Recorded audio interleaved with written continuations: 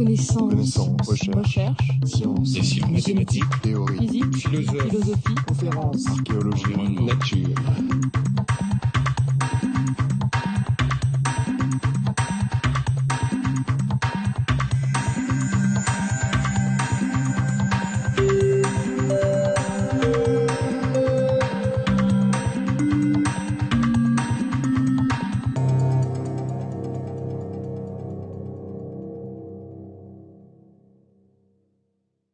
Je suis particulièrement heureux de vous accueillir tous, en regrettant, vous vous en doutez, que le Collège de France ne dispose pas de locaux suffisants pour accueillir encore davantage de monde.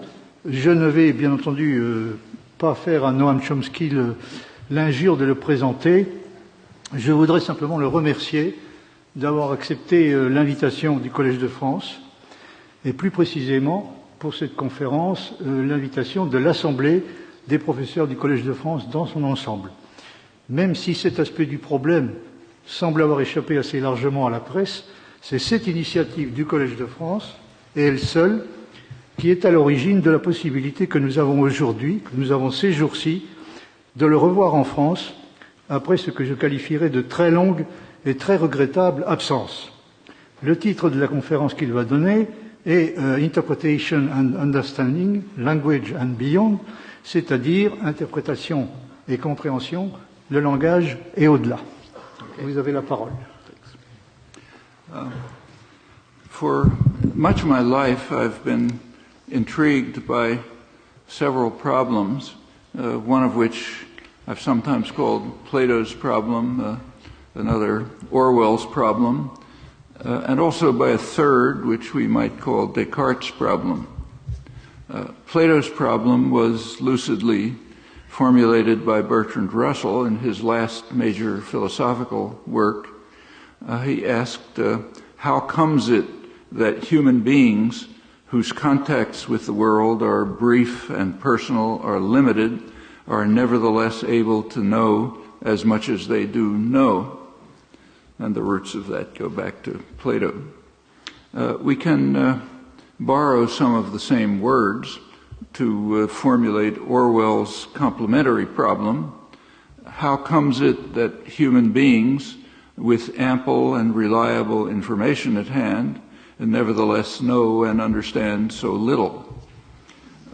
Descartes' problem had to do with freedom of choice and action, unique to humans, so he argued, and what he called the noblest thing we have, illustrated most clearly for Descartes and his followers in what we may call the creative use of language, the capacities shared by all humans to freely express their thoughts in constantly novel ways over an infinite range, in a manner that's appropriate to circumstances but not caused by them. That's a crucial distinction.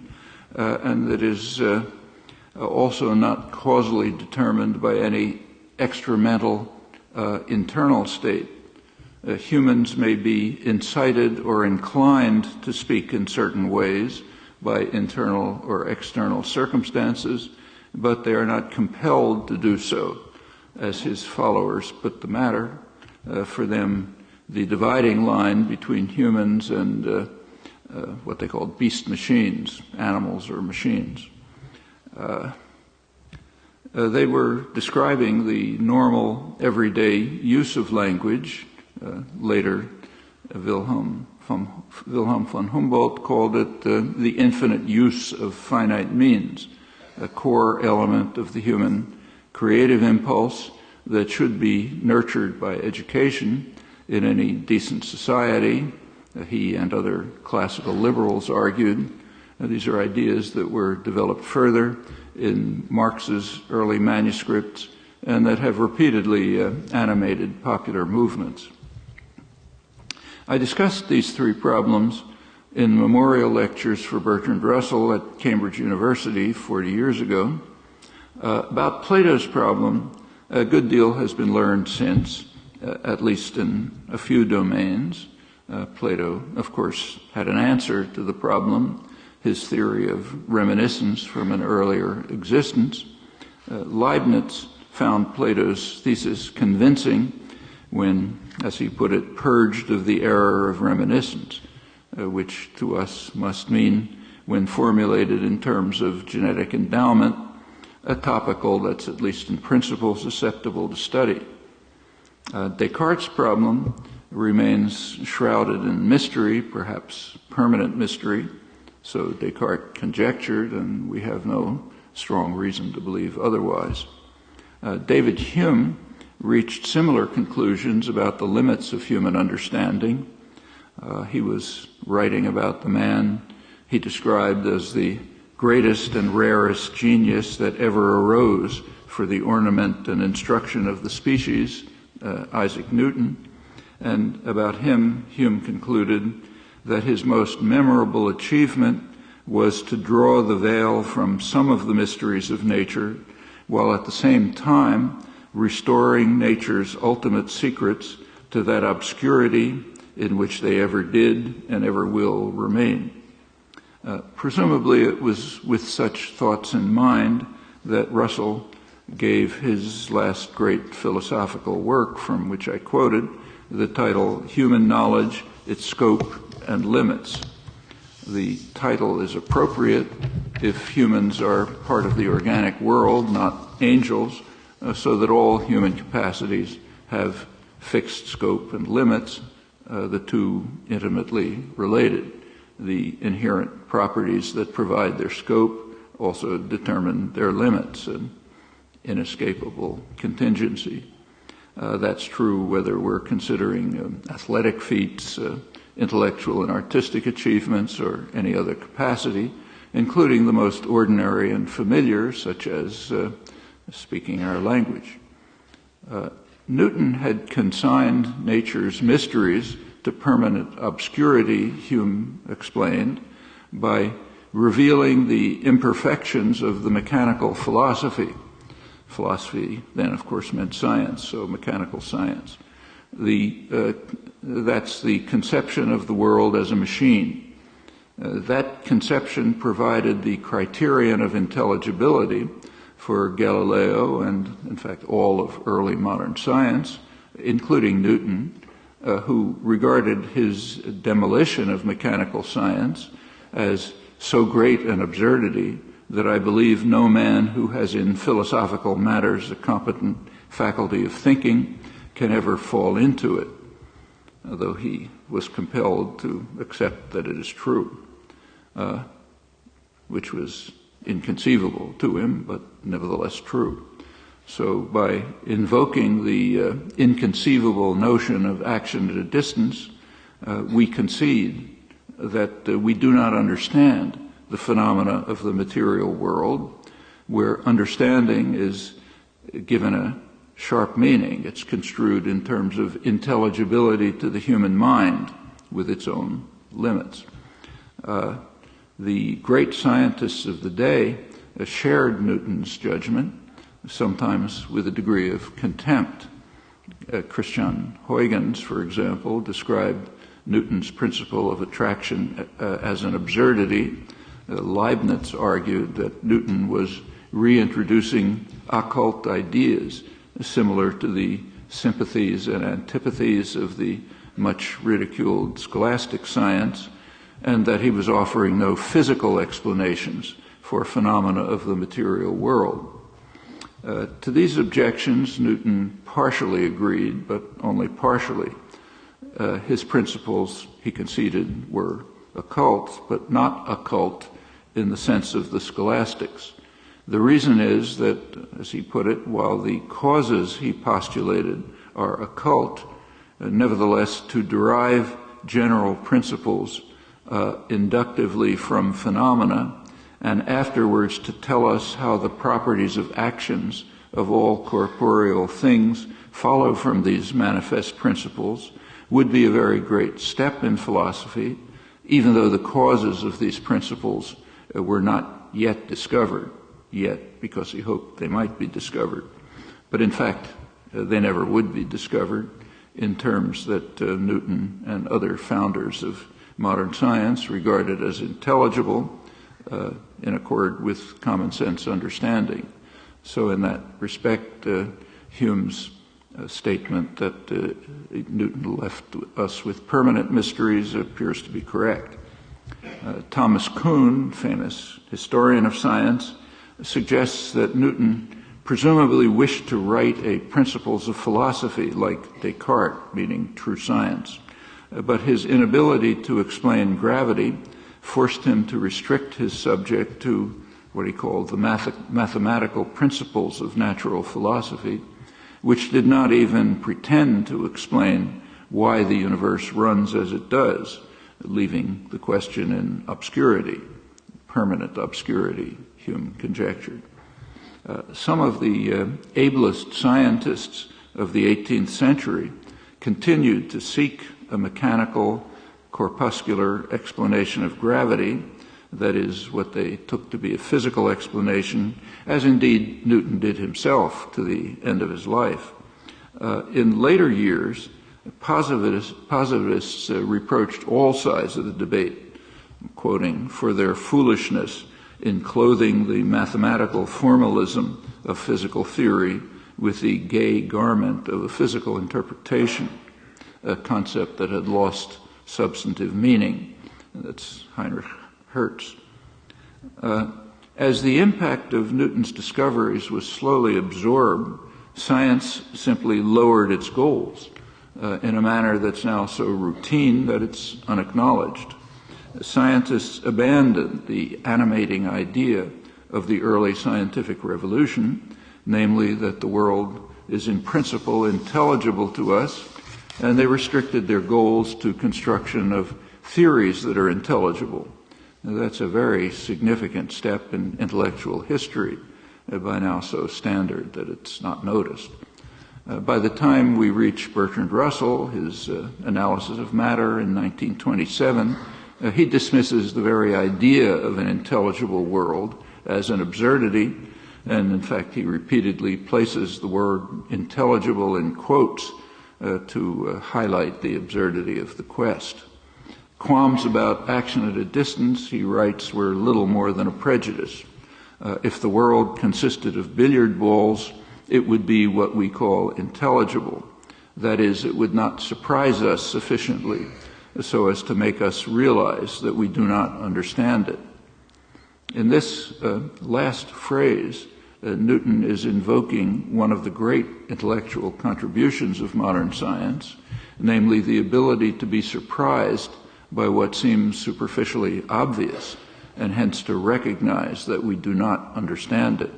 It's quite a difficult step to take. In fact, for 2,000 years, scientists were mostly satisfied that apples fall to the ground and steam rises to the heavens because they're seeking their natural place. It's only when Galileo and others were willing to be puzzled by the simplest phenomena of nature that modern science began. From a different perspective, when he moved from physics to psychology, Wolfgang Köhler observed that in psychology, it's far harder to make exciting discoveries. In physics, even the most elementary discoveries are exciting because they run so counter to common sense. For example, Galileo's demonstration, which in fact was by a thought experiment, like most of his experiments, his demonstration that rate of fall is independent of mass, contrary to what common sense would indicate. But in psychology, Köhler pointed out, discoveries seem routine, as if we always knew that, or at least we believed we did. Even far-reaching insights seem unsurprising, or to some incoherent. For example, the observation of Descartes that we can freely express our thoughts in novel ways without limit. So we speak effortlessly all the time, so what can be problematic? Some modern thinkers, like Wittgenstein, dismiss the very effort at explanation of such matters as a childish error that should be overcome in favor of what he called compiling an assembly of particulars, just collecting data. Anything beyond that is a childish error. Similarly, how can there be anything puzzling about acquisition of language? After all, it's done routinely by infants, so it must be straightforward. And efforts to deal with it should appeal to nothing beyond pointing, ostension, and training.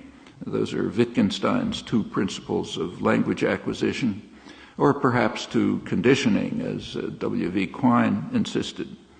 Some went on to invoke analogy and induction when paying attention, which is rare, to the truisms that were at the core of Cartesian philosophy, but these notions remained completely mystical and still do.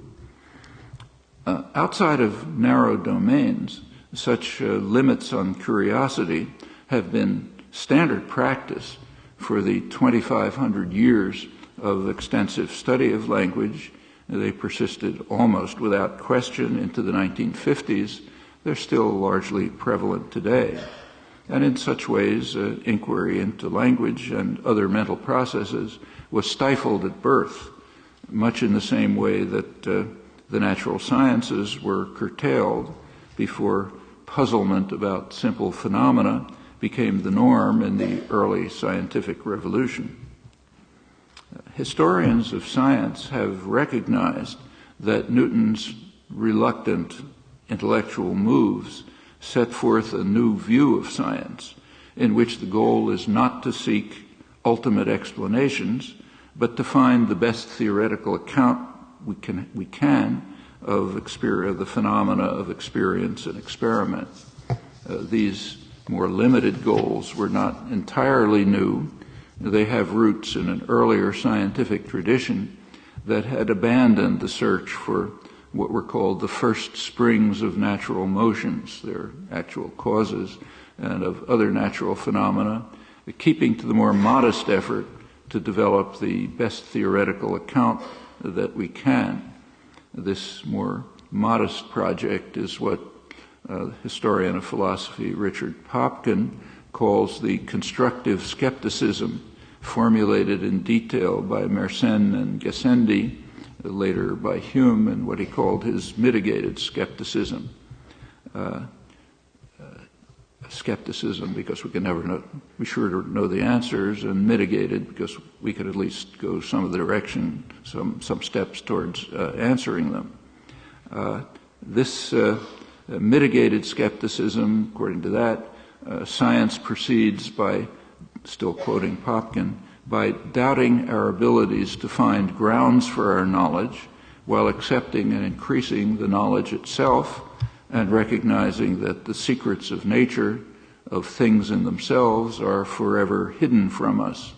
That's the science without metaphysics, he says, which was to have a great history in more recent times. The goal is now sometimes called induction to the best explanation, but that remains a mysterious notion which has to be spelled out and explained somehow. It's an important topic of cognitive science in principle, not one that's been investigated, but in principle it is. It still remains at best at the margins of inquiry. Well, a curious feature of contemporary intellectual culture is that anti-foundationalism is regarded as a courageous battle cry. It's curious because foundationalism was almost entirely dismissed in the 17th century, and later, once Newton's discoveries made the transition from the absurdity that he believed them to be to scientific common sense, which is now sharply divorced from our common sense understanding. Well, Descartes, too, before Newton, had recognized the limits of cognitive reach. If you look at the Reguli, Rule 8 reads, "If in the course of subjects to be examined, we come to a subject of which our intellect cannot gain a good enough intuition, we must stop there, and we must not examine the other matters that follow, and must refrain from futile toil, from speculation based on nothing." Descartes speculated that the workings of the mind, of his res cogitans, might lie beyond human understanding. as he put it, we might not have intelligence enough to understand the workings of mind.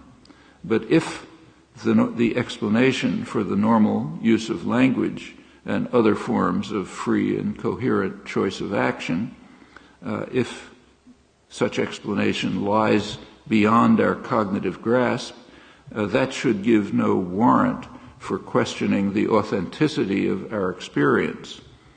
He went on to say that there is nothing we comprehend more evidently and more perfectly than our ability to choose our course of thought and action, and it would be absurd to doubt that something that we comprehend intimately and experience within ourselves, and namely that the free actions of people are undetermined, it would be absurd to doubt that merely because it conflicts with something else which we know to be in its nature incomprehensible to us.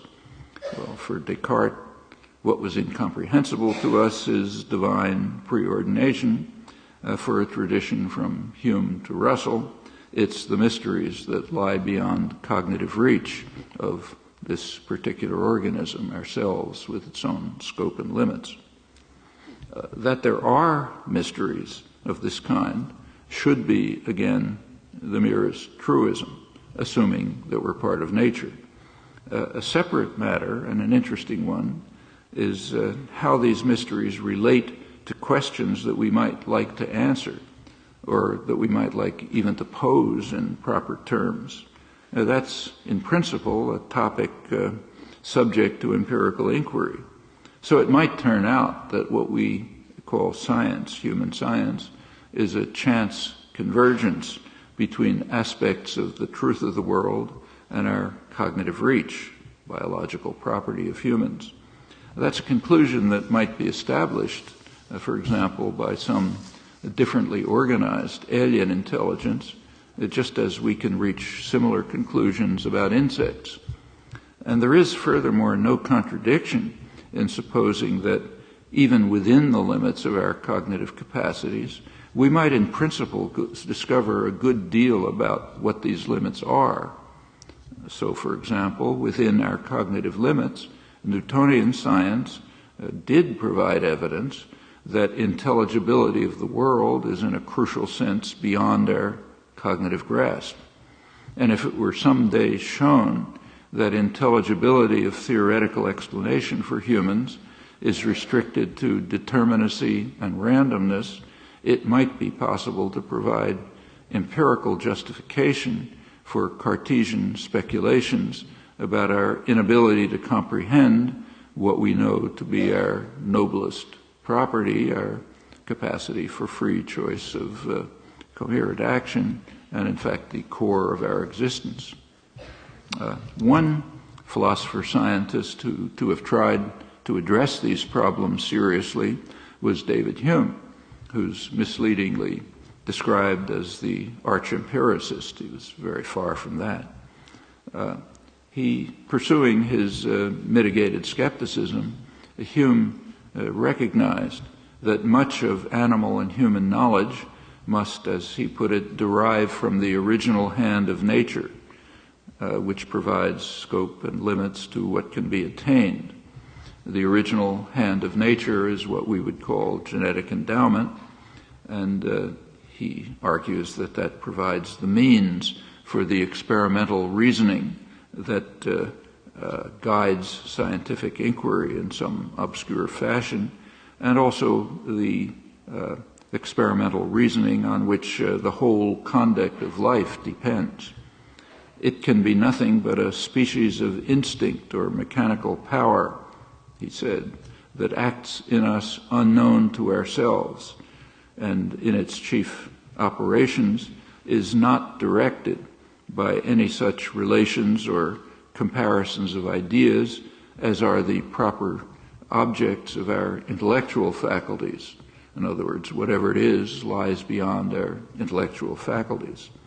In our terms, rephrasing this, the genetic endowment and its cognitive manifestations lie far beyond the level of accessibility to consciousness. That's an idea, incidentally, which is dismissed as an absurdity by leading contemporary philosophers who regard themselves, curiously, as firmly within the modern scientific tradition. In reality, the doctrine of accessibility to consciousness is sheer dogma, borrowed uncritically from long-abandoned tradition and amply refuted by empirical evidence, but quite prevalent in contemporary philosophy. Hume's ideas were taken up in different terms by Charles Sanders Peirce a century ago. He's best known for other work, but in an essay which is barely known on what he called abduction, which long remained in obscurity, in that essay, Peirce faced Plato's problem squarely. It's unusual. He recognized that attaining theories requires some principle rooted in our nature, which, as he put it, puts a limit on admissible hypotheses, a very narrow limit, if the experimental reasoning and the whole conduct of life are to be feasible. Peirce could not spell out this principle of abduction, and there's been very little progress in doing so since, beyond quite specific domains. Peirce believed that whatever it is, this human capacity for abduction is a reliable guide to grasping the truth of the world. He gave an argument based on natural selection, which he said must have favored organisms capable of this achievement. But that surely is a fallacy. No selectional process made it possible for Galileo and his successors to be puzzled by what seemed obvious for 2,000 years and to construct theoretical explanations that may or may not approach the truth of the world, which we instinctively believe to exist, even by those who hotly deny it. We cannot avoid being naive realists, Russell observed, any more than we can keep ourselves from perceiving the moon illusion. The great figures of the 17th century speculated about the mysteries of nature in ways that have a resonance today, even though we don't use their terms. So Newton, for example, thought that some unknown force, which he called spirit, may be the cause of all movement in nature, including the power of moving our body by our thoughts and the same power in other living creatures, though how this is done and by what laws we do not know. We cannot say, he said, that all nature is not alive. Going beyond Newton, Locke concluded that we cannot say that matter does not think. As he put it in his theological framework, just as God had added inconceivable effects to motion, so he might have superadded to matter a faculty of thinking. But we cannot reject it on that grounds. He said it's true that this idea that God might have superadded, he might have created thinking matter, that's repugnant to the idea of senseless matter, but we cannot reject it on these grounds given our incurable ignorance and the limits of our cognitive capacities, what he called our ideas. So having no intelligible concept of matter or body or physical, we cannot dismiss the possibility of living or thinking matter, particularly after Newton had undermined common sense understanding. Well, Locke's repugnant idea of thinking matter was developed extensively through the 18th century, leading finally to the important work of scientist, philosopher Joseph Priestley, who, like Locke and others, recognized that the traditional mind-body problem had become unformulable with Newton's demolition of the only coherent notion of body or physical or material. So for Priestley and others, the only plausible conclusion, quoting him, was that properties termed mental reduce somehow to the organical structure of the brain. Similar conclusions were drawn from Hume to Darwin. Darwin asked rhetorically, why is thought, being a secretion of the brain, more wonderful than gravity, a property of matter? Today, curiously, it's widely held among philosophers that there's a crucial explanatory gap, as it's called, between the physical and consciousness. That is, a gap beyond the concerns for unification of science that arise throughout efforts to understand the world as somehow a more fundamental gap. However, unless the notion physical is given some new post-Newtonian sense, which has not been done or even attempted, unless that's done, there's even less reason to have qualms about an explanatory gap than in cases where there is some clear sense to the assumed reduction base. The most extreme of these concerns, and perhaps the most significant for the subsequent development of the sciences, is the explanatory gap that Newton unearthed and left unresolved, perhaps a permanent mystery for humans, as David Hume conjectured. Well, there are other curious aspects of contemporary debate about Plato's problem. Evidently, growth and development in any domain involve three factors: genetic endowment, external data, and laws of nature. For language, the first factor, genetic endowment, is sometimes called universal grammar, UG, in contemporary work. It's adapting a traditional term to a new usage. That UG exists can hardly be doubted. I mean, otherwise it would simply be a miracle that every child acquires language while its pet kitten or chimp or songbird or whatever, exposed to exactly the same data, it cannot even take the first step at determining which aspects of the data are related to language. That's no trivial task, incidentally, let alone all the rest. Nevertheless, a debate has raged over this matter for decades, a very odd debate, if only because it's one-sided. There are innumerable condemnations of what critics call the innateness hypothesis, apparently referring to the truism that UG exists. There are no defenders of the hypothesis, just as there are no defenders of the hypothesis that the mammalian visual system has a genetic component. The only serious question, as in the case of every other subsystem of the organism, is what are the properties of UG and how do they interact with other factors in growth and development.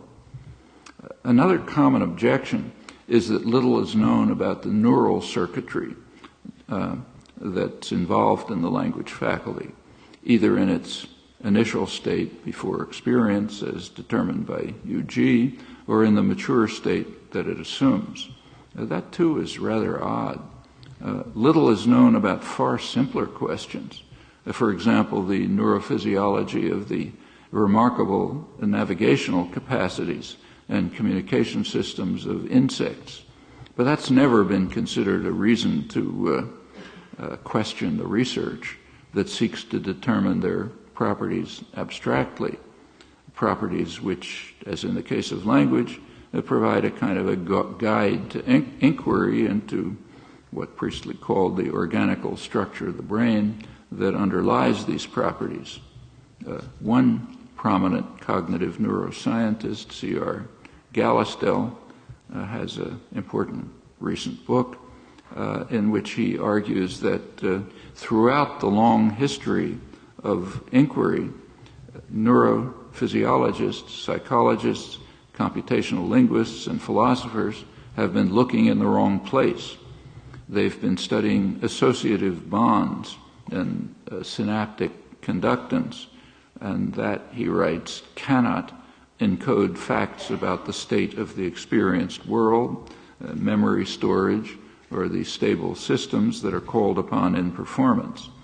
Instead, he says, they've got to throw out the whole traditional enterprise begin again, start looking for elementary units of computation with the properties that enter into any kind of computational system, units that have the property of read, write, and address, elementary properties of any computational system, and these, he argues, are quite appropriate to the tasks at hand, even for insects, and very likely for humans too, but are not the things that neurophysiologists are looking for. They're just looking in the wrong place. The science has to be completely reconstructed if he's correct, which he may be. Descartes' problem is beyond human inquiry, perhaps forever. We can at least try to discover the mechanisms that are used in free choice of action, including his prime example, creative use of language. That is, we can try to discover the finite means that enter into infinite use in Humboldt's formula.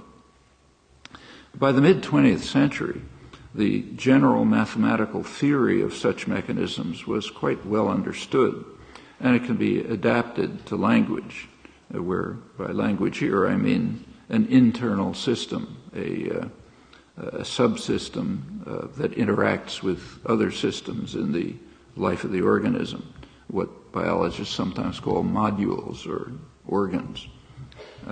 Each language must be based on a finitely specified computational procedure that generates an infinite range of hierarchically structured expressions that provide instructions for two language external systems, the sensory motor system, which we use to make the noises that we hear and produce, and the systems of thought and action. So putting it in different terms, the computational procedure provides information for the phonetic interface and the semantic pragmatic interface, all parts of our body. In that way, the language will satisfy the conditions formulated by Aristotle, who described language as sound with meaning.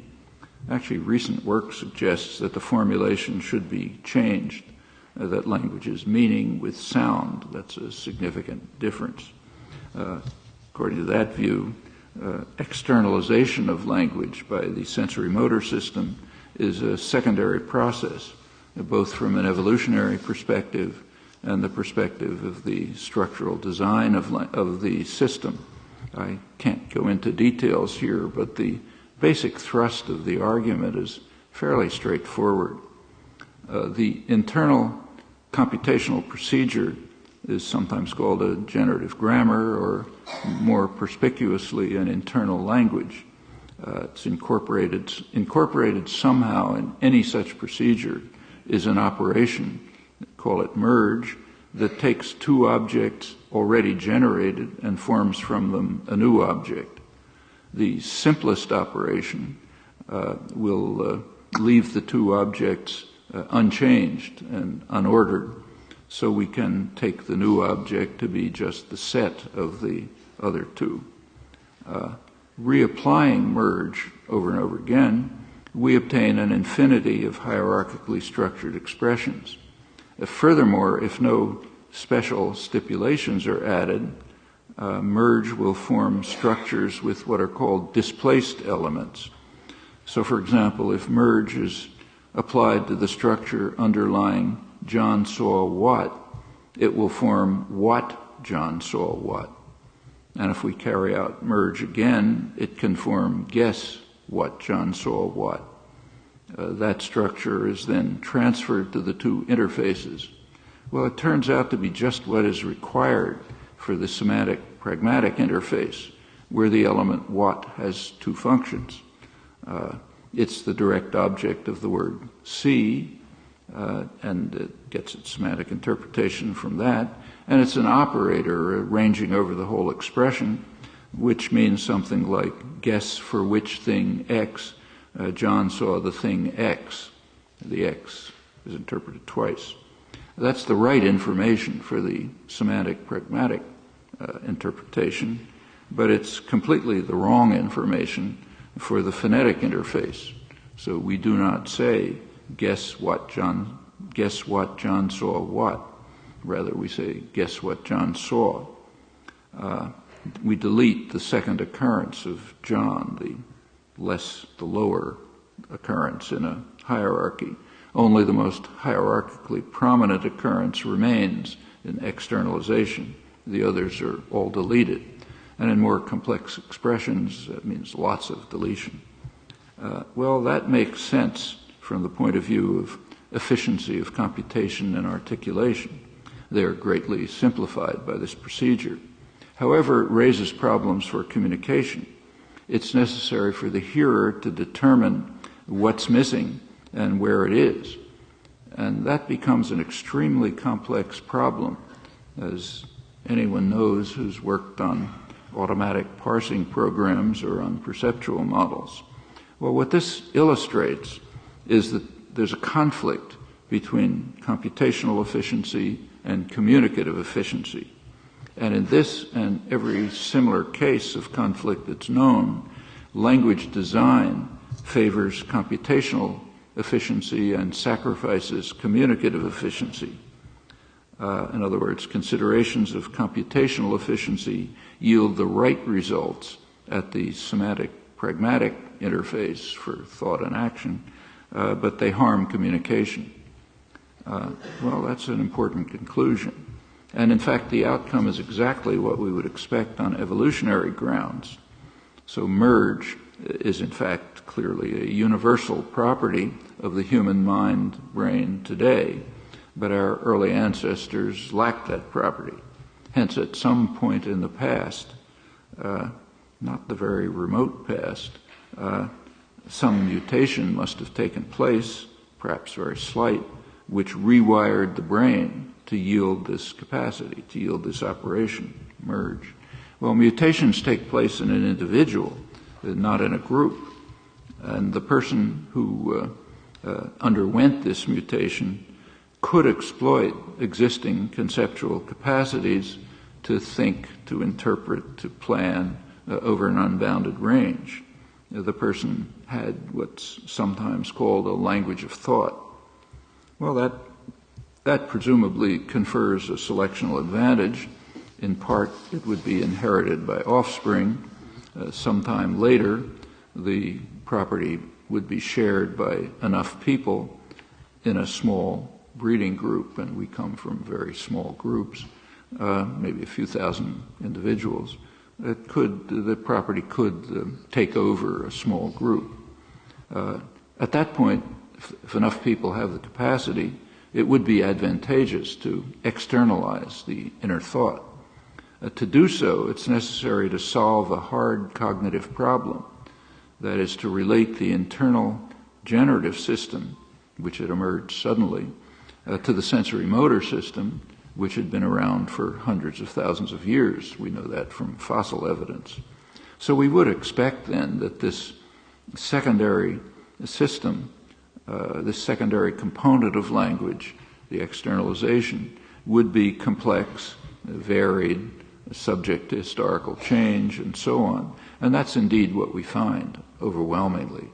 The fact is very familiar from language acquisition. To learn a second language, one has to acquire the vocabulary, which is an arbitrary linkage of sound and meaning. You have to acquire inflectional systems. You have to learn about linear order, and so on. But no one can learn the syntactic or semantic rules, or for that matter, even the meanings of words in their normal, rich complexity, because evidence for that is virtually non-existent. In many cases, totally non-existent. And no one can teach any of this, since our knowledge of them is beyond the reach of consciousness. And what theoretical understanding has been attained is surely not put to use in language acquisition. Notice that an unbounded generative procedure is an all or nothing affair. You either have it or you don't have it. There are no intermediate stages. Well, it's commonly argued, in fact almost universally, that there must have been preliminary stages, as sometimes called proto-language. There's no empirical evidence that any such stages ever existed, and there's no conceptual reason to suppose that they did, if they did exist by some chance, they were irrelevant. It's just as hard to move from 7 to unbounded as from 1 to unbounded. So in the absence of empirical evidence or conceptual justification, a normal scientific practice would lead us to assume that there are no intermediate stages. That virtual truism seems problematic or even outlandish to almost all researchers, another curiosity. They're accustomed to think of evolution as a series of gradual steps, which it certainly is not. No serious biologist can believe that. But it's a kind of what's sometimes called pop Darwinism, popular version of Darwinism, totally not evolutionary theory, but standardly believed, even by some scientists, amazingly.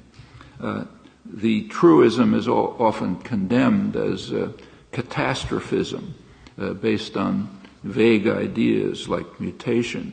But those objections are entirely without merit. They actually come from scientists. The catastrophism is a conceptual necessity. There's no way to go from finite to infinite except by what's called catastrophism. You can't go in small steps.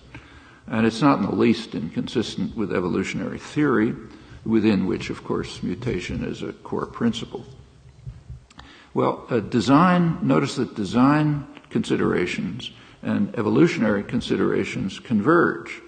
They yield the same conclusion, that language is designed for computational efficiency, yielding a language of thought, but it's not very good for communication. It's inefficient for communication. The conclusion was expressed lucidly by Nobel laureate François Jacob. He observed that the role of language as a communication system between individuals would have come about only secondarily, as linguists believe, I think he's referring to me.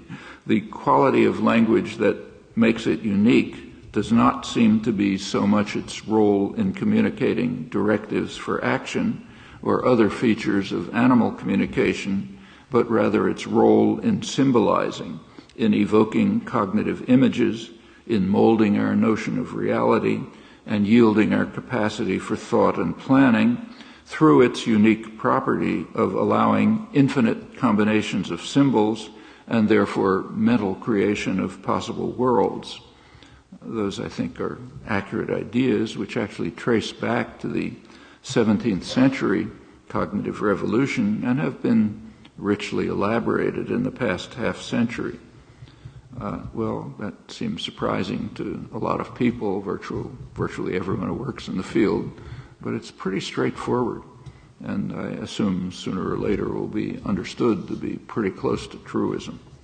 Well, to summarize so far, Plato's problem falls within those parts of biology that at least we know how to study. And in some domains, including language, there has been real progress in recent years. Though Descartes' problem remains beyond reach, there has been considerable progress in, find what I'm talking about. There has been considerable progress in at least discovering the mechanisms that enter into the infinite use of the finite means, the problem that plays such a central role in Cartesian thought, and yield some consequences that depart quite sharply from common assumptions, like the ones I've mentioned. Well, let me turn finally to Orwell's problem. Illustrations abound. Even giving examples is misleading because they're everywhere, they're ubiquitous. And they give a good deal of insight into the prevailing intellectual cultures. And it's not hard to identify the means that have been developed by systems of power to ensure that people will know and understand little despite the wealth of information available to them. Well, again, I can only give scattered illustrations, and they're inevitably misleading because they may appear to be exceptional, although in fact the practices are ubiquitous. So take just one case, a recent and illuminating one, the NATO bombing of Serbia. It was the subject of an inquiry by prestigious specialists in international law, led by the eminent South African jurist Richard Goldstone. The panel determined that the bombing was, in their phrase, illegal but legitimate. The illegality was transparent. It was a flagrant violation of the UN Charter, the foundation of modern international law. In fact, it was an example of what the Nuremberg Tribunal determined to be the supreme international crime, differing from other war crimes because it encompasses all the evil that follows. That was the crime for which the Nazis were hanged at Nuremberg. And this is it's a kind of a test example, a standard example of it. Nevertheless, the panel found this war crime to be legitimate because, as they put it, there was no other way to stop the killings and atrocities in Kosovo. It should be noted that this is a standard interpretation in the West. It's a Western interpretation, accepted almost without exception in the West. The non-aligned countries, which represent the majority of the world, bitterly rejected it, condemned the bombing and what they called the so-called right of humanitarian intervention on which it was based. They regarded it as just more of the posturing of Western imperialism with its civilizing missions and other familiar affectations of benevolence. More revealing than that is the question of fact, which is actually uncontroversial in this case. To reach its conclusion that there was no other way to stop the killings and atrocities in Kosovo, the panel had to reverse the chronology and to reject the unanimous conclusions of a mass of impeccable Western studies, including 2 detailed State Department reviews and reports of NATO, the OECD, the Western monitors on the ground, and others. The evidence reveals unambiguously that the killings and atrocities were overwhelmingly the consequence of the bombing, not the cause, and in fact its anticipated consequence. NATO, the commanding general, Wesley Clark, he informed the press as the bombing began that atrocities on the ground were predictable. He had already briefed the White House with the same prediction. Actually, the facts are revealed as well in the indictment of Milosevic, which was issued right in the midst of the bombing. The charges, if you look, are all post-bombing, with one exception, which we know meant absolutely nothing to the attackers, because at that very moment they were supporting comparable atrocities carried out by their allies in cases where the past record was far more grotesque than anything that had happened in the Balkans. And furthermore, they continued to support those atrocities well after the bombing of Serbia ended. Well, this is only a fraction of the story. What's relevant here is that the fallacious conclusion of the Goldstone panel is almost universally accepted in Western intellectual culture, in complete disregard of the unusually rich documentary record. There could hardly be a clearer illustration of Orwell's problem.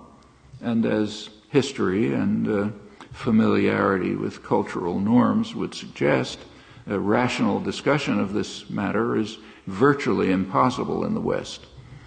Any mention of these uncontroversial facts elicits the most impressive tantrums. And that's understandable.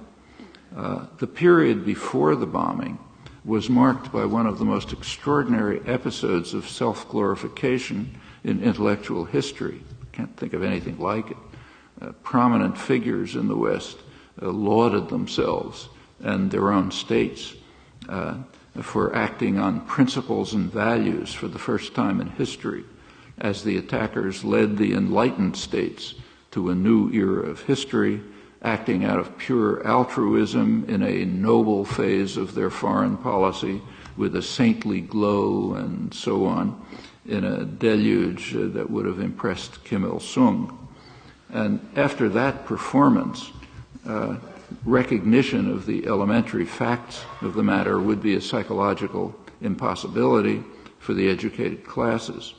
And they have therefore resorted to what comes naturally to them, familiar means of to protect themselves from exposure and unwanted facts, slanders, lies, hysteria, denunciation, all of them virtually unanswerable, given the near monopoly of control over expression.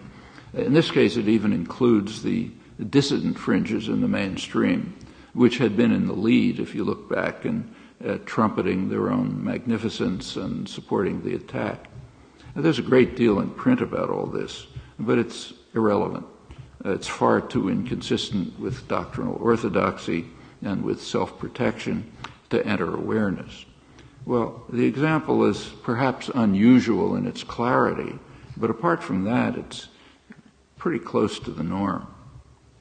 The mechanisms that are adopted to implement Orwell's problem are also not obscure.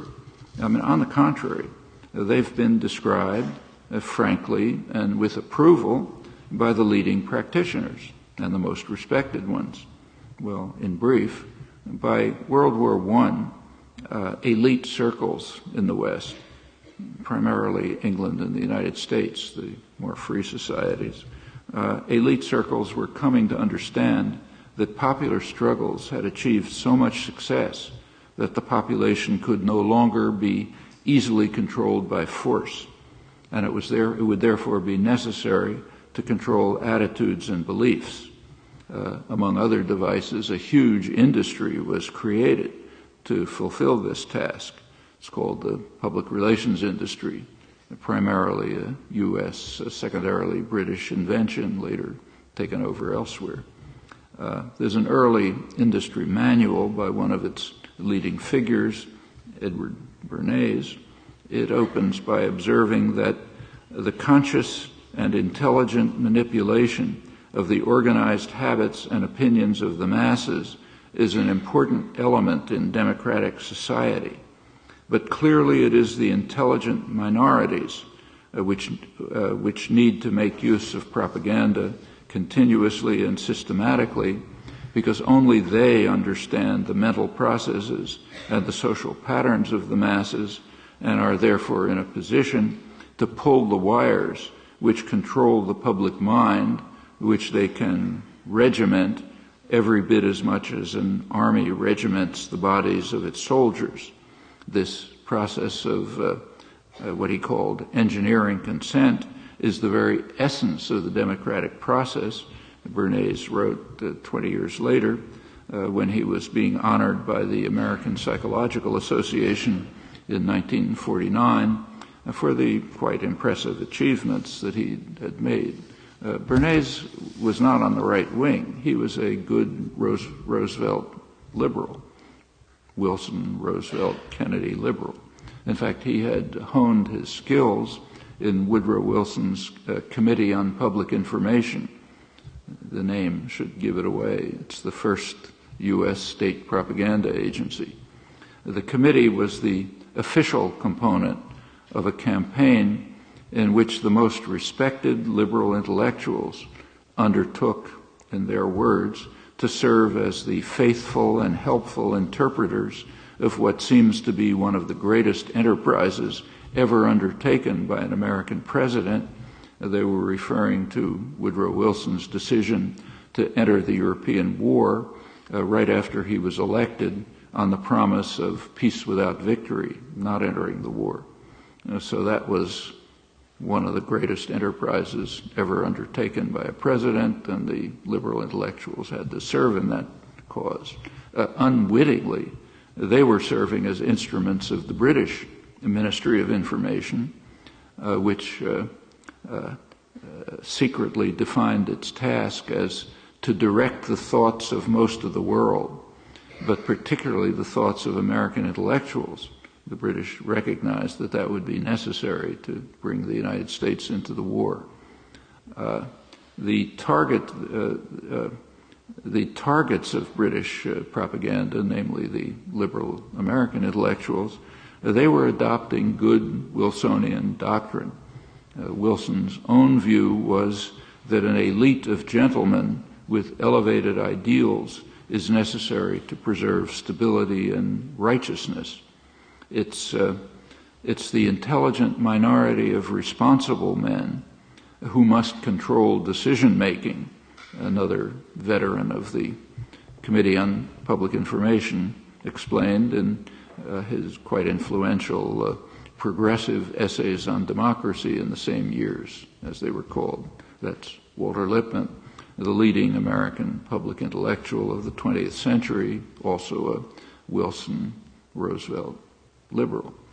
This specialized class of public men is responsible for the formation of a sound public opinion, I'm quoting Lippmann, as well as for setting policy. The public must be put in its place. Its function in a democracy is to be spectators of action, not participants. It may act, but only by aligning itself as the partisan of someone in a position to act executively in periodic exercises called elections. That's the liberal end of intellectual thought. And the liberal academic world agreed.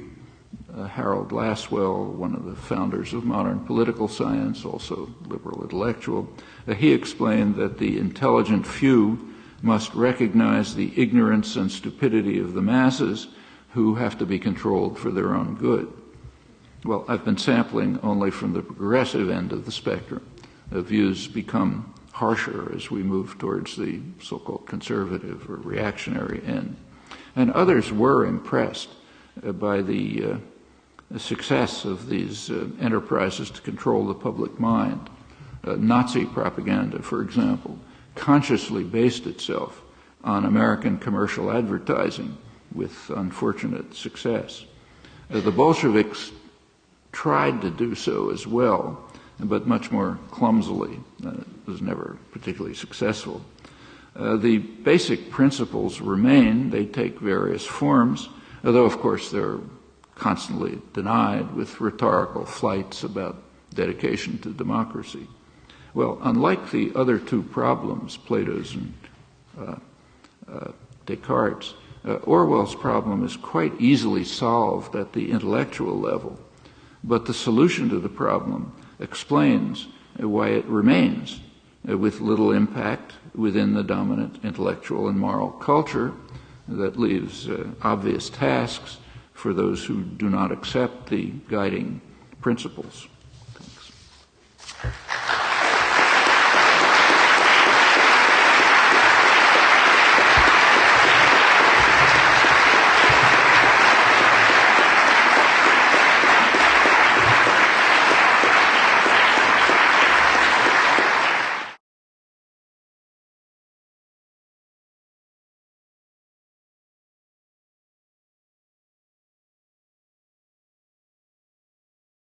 Connaissance, recherche, science, mathématiques, théorie, physique, philosophie, conférences, archéologie, nature.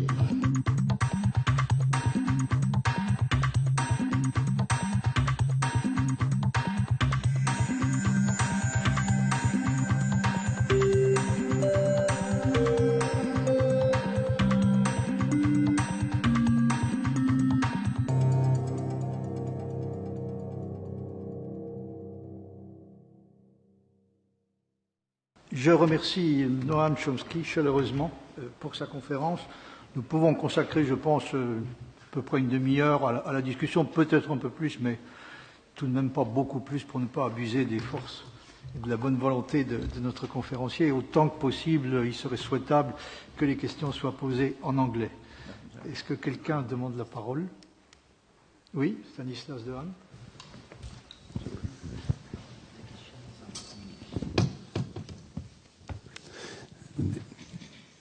This is a question on I'm here, Stan. This is a question concerning your position on universal grammar,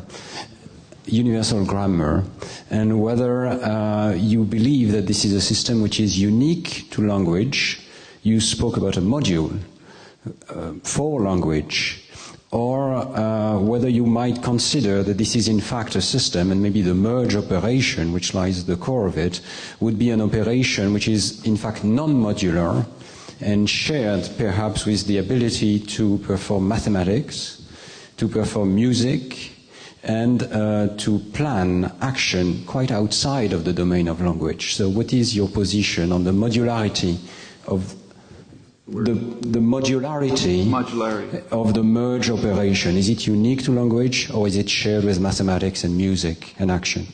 Music. Well, that's an interesting question. Actually, it's a question that was raised by Alfred Russel Wallace, the co-founder of evolutionary theory, along with Darwin. He has, in his major work on evolution of humans, he asks the question, how could it be that humans all have mathematical capacities? He said it couldn't have arisen through natural selection because these capacities were never used. In fact, only very recently have been used at all, and then by a very narrow sector of the population. So they couldn't have been selected, so how come they're there? Well, he speculated that there must be some other principle beyond natural selection. A kind of a more reasonable speculation is that they're an offshoot of things that did develop, and the obvious choice is natural language.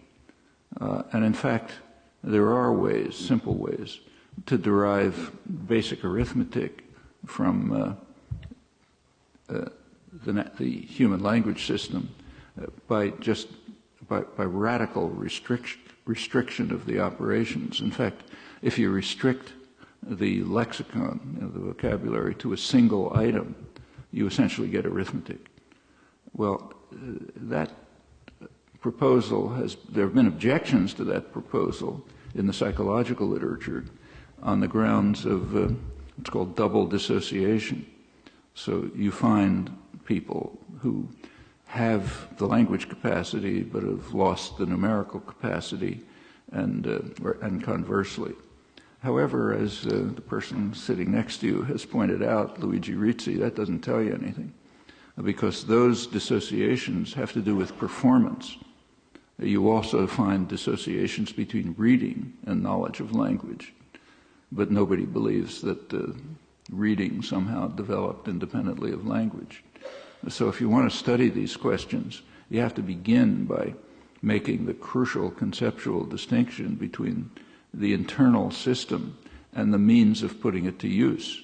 And you can get deficiencies in the means of putting it to use that don't tell you anything about the internal system.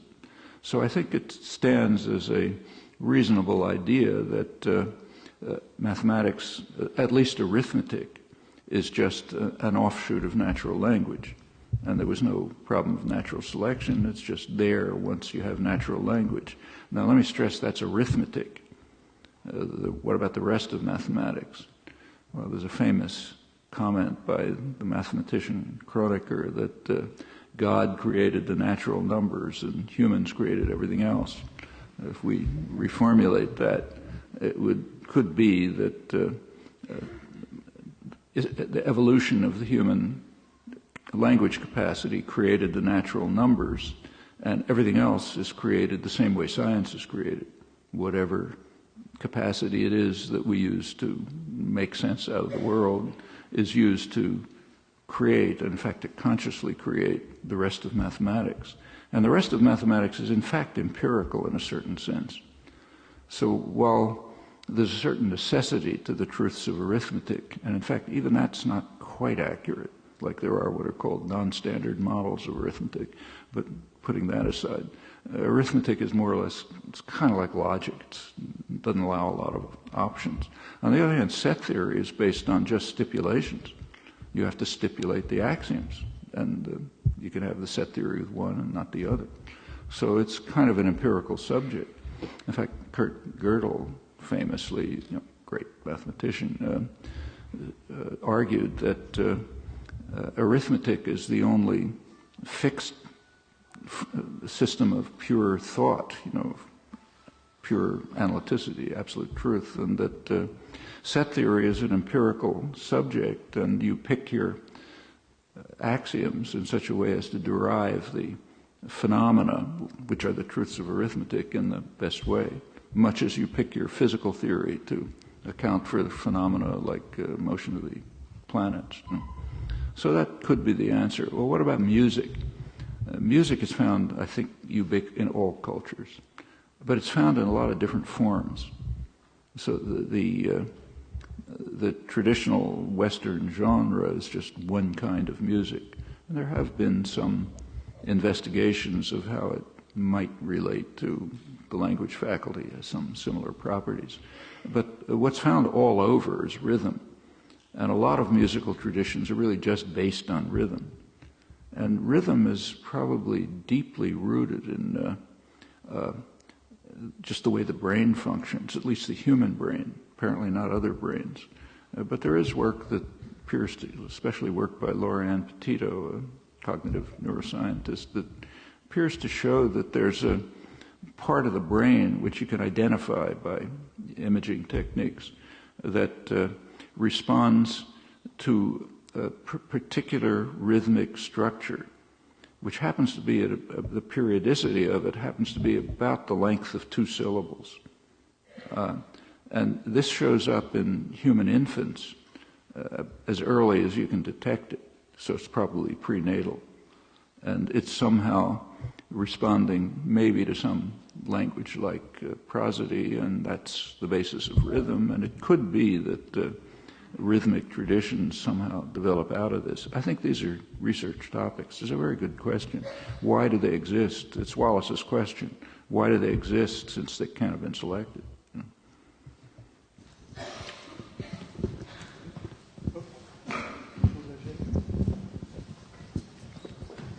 No, I quite agree that we have much to gain going beyond what lies beyond language. I would suggest maybe the move which turns back to what lies at the core of language. And the reason for that is the following one. Languages are certainly not sciences. However, they contain successive layers or chunks of knowledge, sensory-built knowledge, and to that extent, they can make us able to interpret in the framework of Hume's intelligibility of the universe what takes place in front of us. This is to be related with what you mentioned as the ability to be surprised, I would say even to be flabbergasted at times, to be surprised or even flabbergasted by what so far seems to be obvious. This might probably be related with the inadequacy of language, of words, but they can be reformed. And there are many steps in the history of many languages, of language reforms, during which the inadequacy of words has been superseded or replaced with new words which were, by the fact, adequate to what had to be expressed or what to be meant. So I would suggest taking advantage of what you refer to as phonetic interface and semantic pragmatic interface, and also to what you refer to as the fact that there is a small minority of gifted personalities who must control, as you seem to suggest, the evolution of society. I think that they do so with a tool which happens to be language itself. Language itself. Mm-hmm. So in fact, although I quite agree that we might gain much from an investigation which looks for what lies behind it or beyond it, I think there is also good reason, and this dovetails nicely with the first process. There is no contradiction between them. We also have much to gain from a process which goes back to the very core of language as built by societies and reflecting what you very nicely refer to as property of symbolizing, of building cognitive images. I quite agree. This means that we have to exploit the core of language and not only to try to go beyond it. Well, I'm not sure I completely understand, but if grasp, tell me if I'm wrong, what we call language intuitively is a conglomeration of many different systems. So what I've been talking about is some core system which is basically built into us, and it yields the Cartesian capacity. And it includes lexical items which come out of nobody knows where, but they're basic conceptual atoms which apparently are universal and are quite complex, and they're available somehow before language, both from an evolutionary point of view and an acquisition point of view. And those are the items that are used in the kind of thought processes that every child picks up reflexively.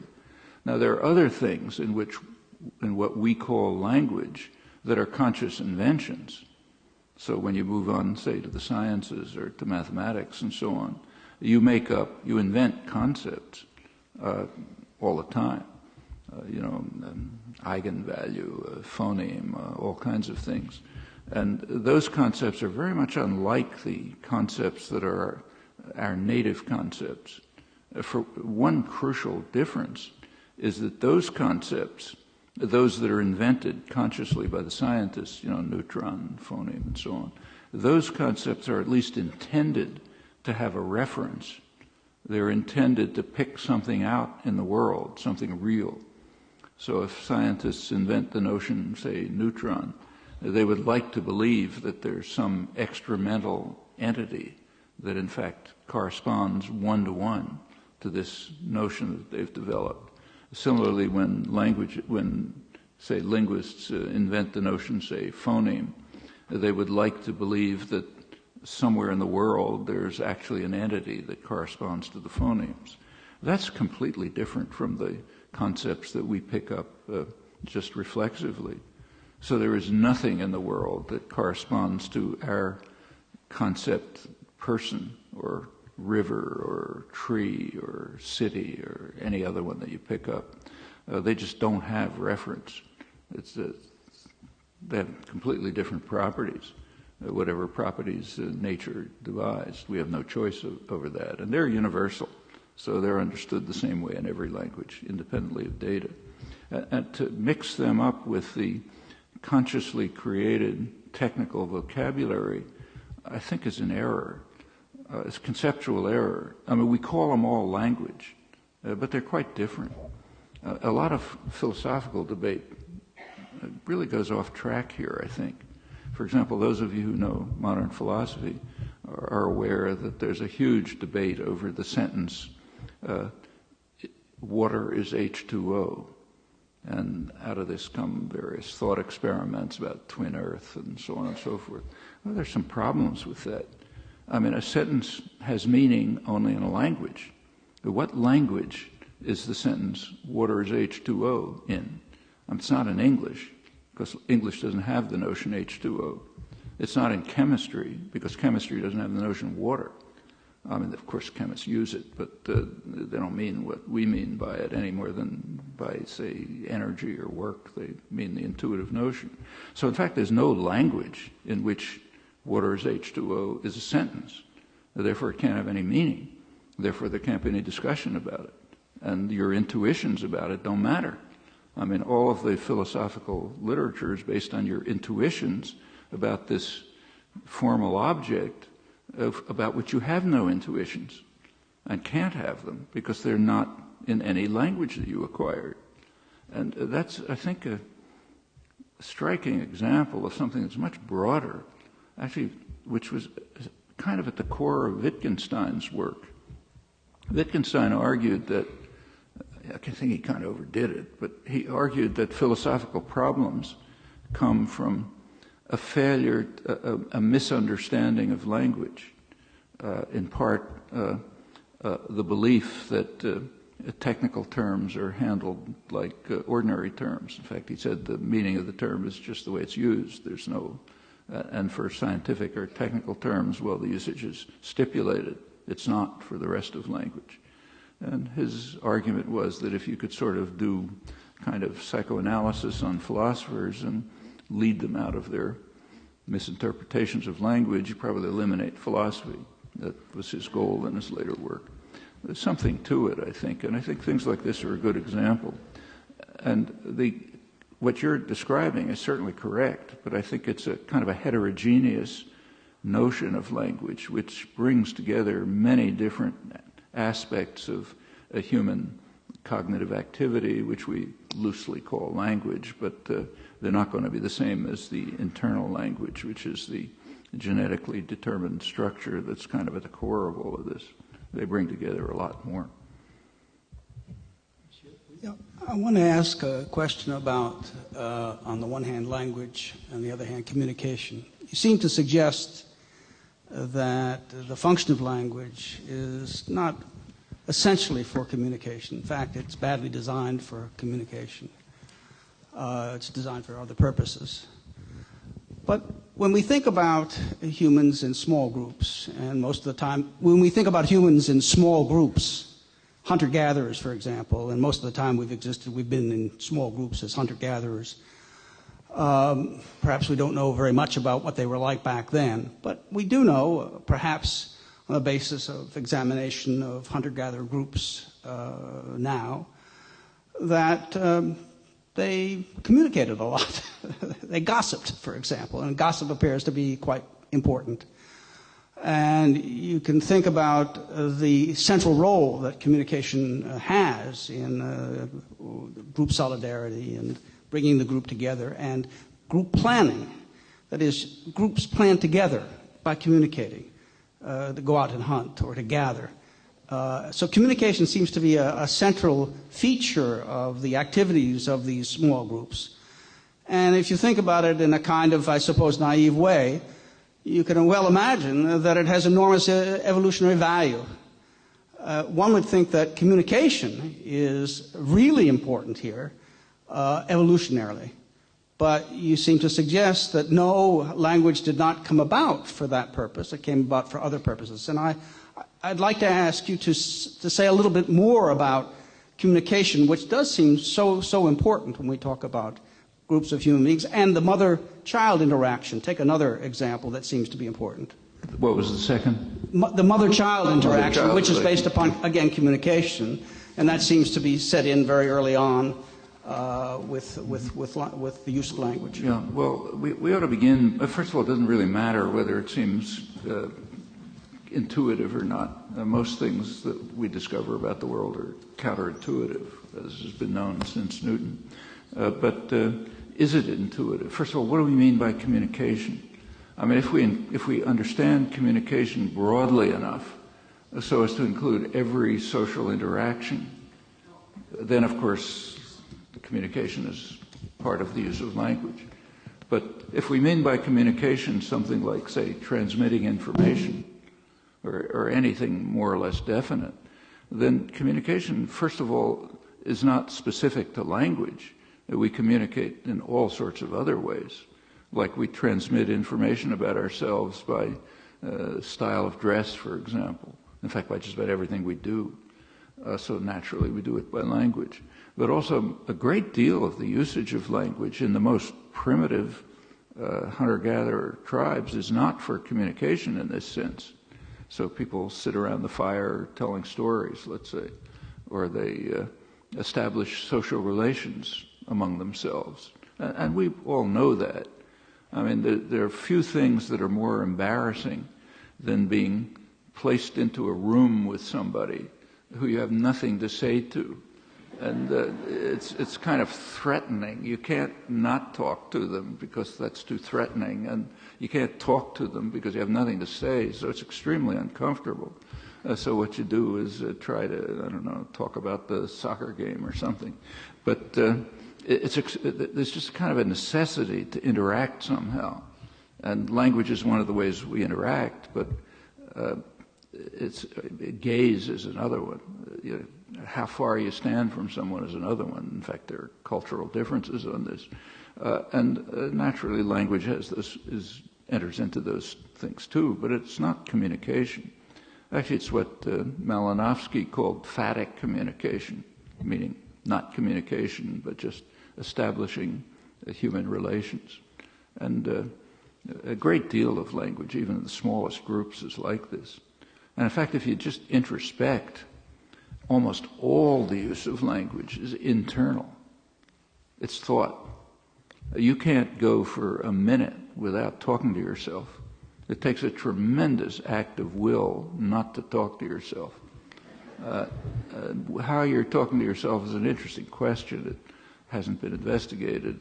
In fact, it's a re-internalization of what's externalized, interestingly. You're not talking to yourself in the language of thought. You're talking to yourself in whatever your native language is.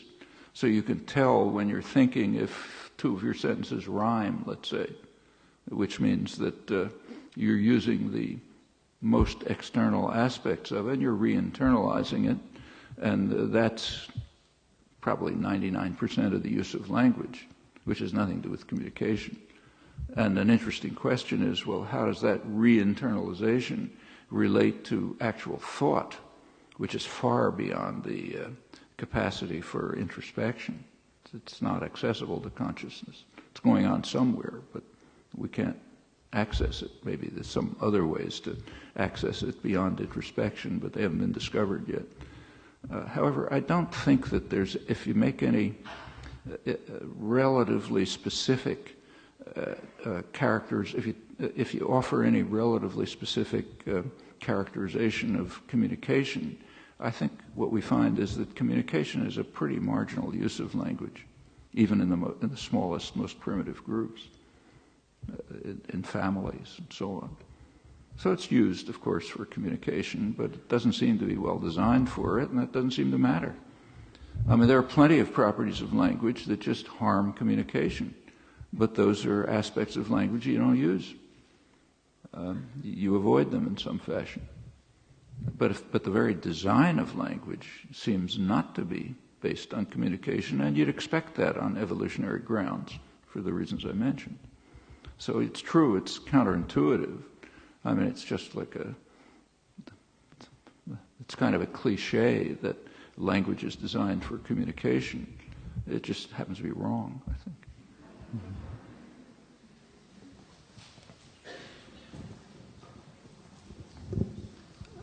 I would like to ask you a very simple question, in fact. I'm a little bit surprised that after so many years of work, so many results, the status of generative grammar is still questioned. Do you think it could be related to the oral problem?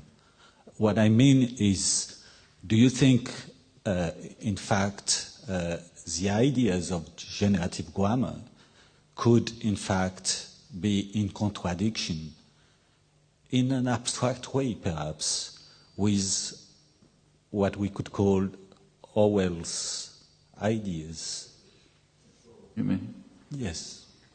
Could be. My suspicion is that the reason these pretty elementary ideas are considered controversial is probably related to this question, the preceding question.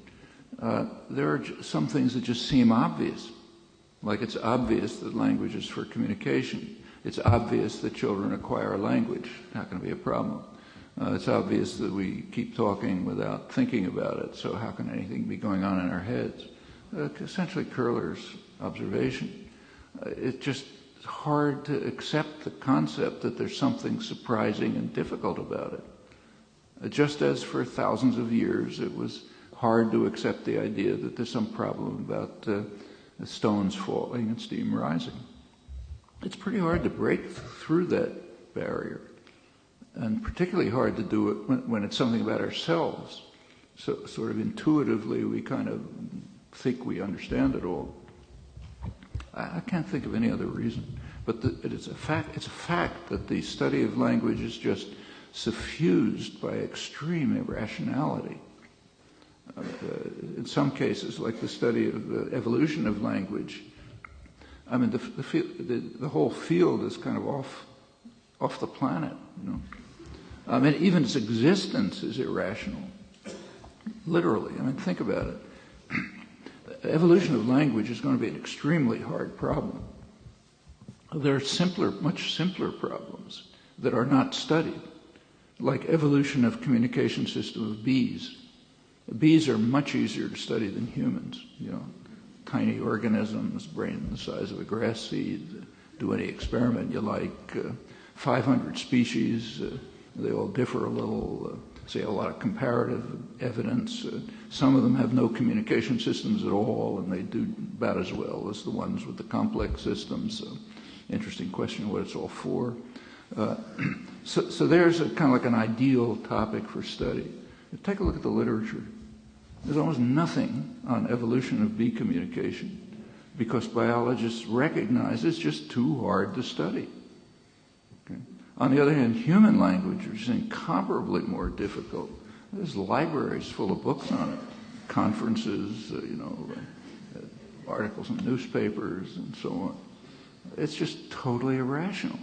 And if you look further, it becomes even more irrational.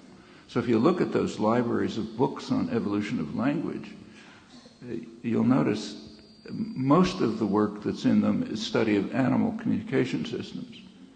Well, what does that have to do with evolution of language? Probably nothing at all. Communication systems of animals are different from human language in just about every respect we can think of. So probably it tells you nothing at all. It's kind of fun to read about the weird, strange things animals do, but it doesn't tell you anything. When you get to the speculations about how human language evolved, they have quite a striking property. They're based on total ignorance of the nature of language. They're based on the fact that humans use language to communicate. I mean, that's about like saying that it's as if somebody proposed a theory of the evolution of the eye, the human eye, based on no knowledge at all of what the eye is, and knowing only that humans watch television. I mean, you couldn't get away with that in a serious discipline. But almost everything in evolution of language is exactly like that. No question about what is the thing that evolved. Just let's make up a story about how it got there from, grooming or dance or something else. It's extremely irrational. And this kind of an aura of irrationality around it, which is pretty far-reaching. And I suspect it's just because it is something so essential to our nature that we find it hard to believe that there's anything surprising about it.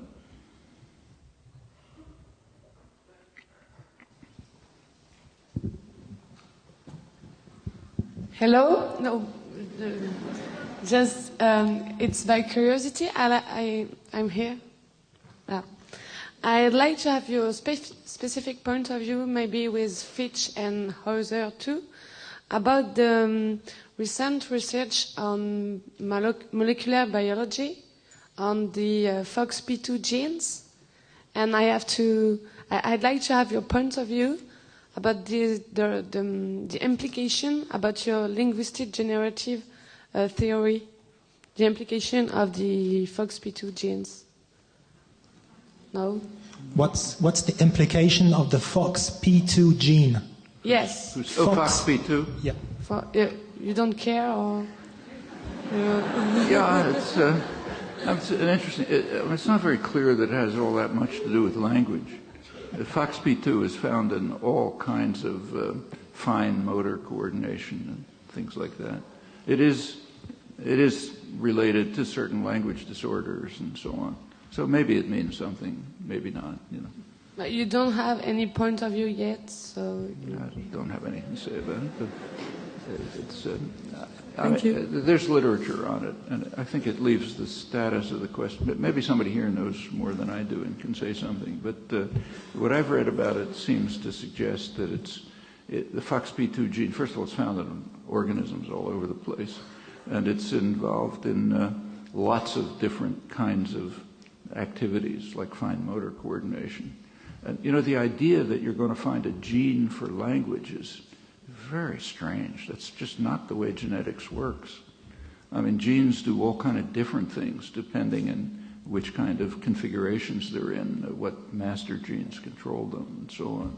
I mean, a gene's just producing a protein, and it can be doing it in it can be doing it in different ways in the same organism at different stages of development.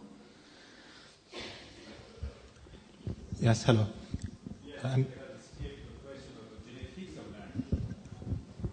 You cannot escape the question of the genetics of a universal grammar of language.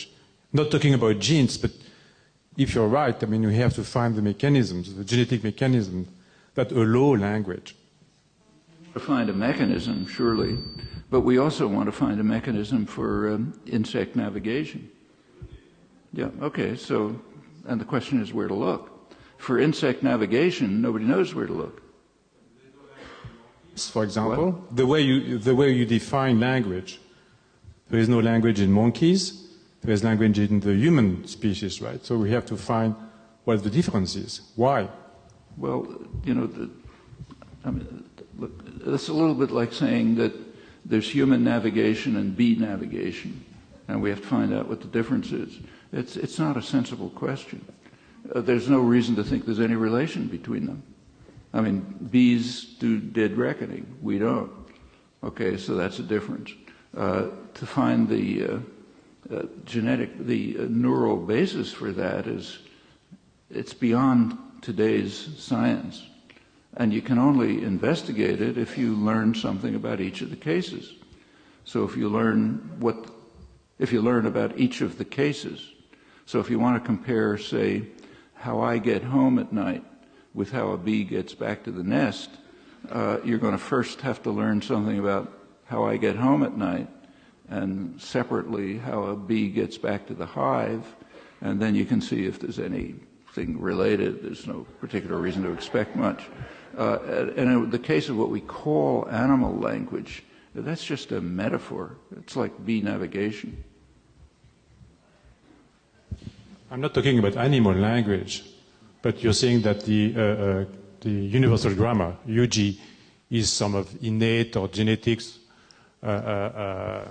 could be specific to the human. I believe that very strongly, but you still have to explain it, because the question of the ladybird fox P2 could be not the type of question we like, but in any way, if it is innate, we have to understand this phenomenon at the genetic level at some point. At some point, we hope to study it, to be able to say something about it at the genetic level, at the neurophysiological level, and so on. And we'd like to say something about the evolution, too. It has appeared at some point also. It has also appeared during evolution at some point. Something like appeared, emerged, appeared. Okay. What? Period? Yeah. Well, language has appeared at a certain point. Something like 120,000 years ago, something has happened that allows us to have a language. That's perfectly true. This you cannot escape. And these are extremely hard problems. They're way beyond the problems that science can reach, even for much simpler organisms.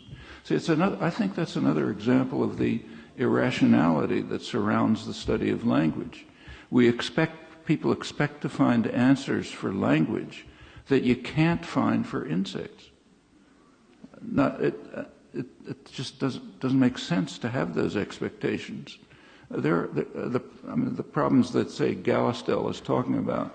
Can we find the basic neurophysiology of the most elementary computations that insects carry out? Well, so far there's no progress in that. He argues neurophysiologists are just looking in the wrong place. There'll never be progress. They have to start looking somewhere else. But whether that's right or not, the fact is that essentially nothing is known about it. The study of the neurophysiology of human language is incomparably more complex. So sure, we're going to have to wait a long time before we can find out about that. And apart from the fact of being intrinsically more complex, we also can't carry out intrusive experimentation. So there are things you can do with insects to get answers that you just can't do with humans because you're not allowed to. We know a lot about human vision, but the reason is because we allow ourselves, rightly or wrongly, to torture cats and monkeys, and we figure they have about the same visual system we do. So therefore we know something about human vision. But in the case of language, there's no other animal to torture. And nobody has any of these properties. So there's essentially no comparative evidence, and there's no invasive techniques that are permissible. And the problem itself, even if we had all of this, would be far more complex than questions that nobody knows how to answer because they're just too hard. You know, science works at the limits of understanding. It doesn't go way beyond the limits of understanding. It tries to explore the limits of understanding and push them a little farther. And you can think of all kinds of questions that are way beyond the limits of understanding in every field, but you can't investigate them. And questions like these are among them. So yes, it's a goal, you know, something to search for and try to find something about, but it's not very significant if you can't get any answers, since you can't get answers even to far simpler questions, like, say, neurophysiology of bee navigation or bee communication. Hello, I'm here. Over there. Okay. First of all, could you elaborate on what you call design? What exactly is design? Design?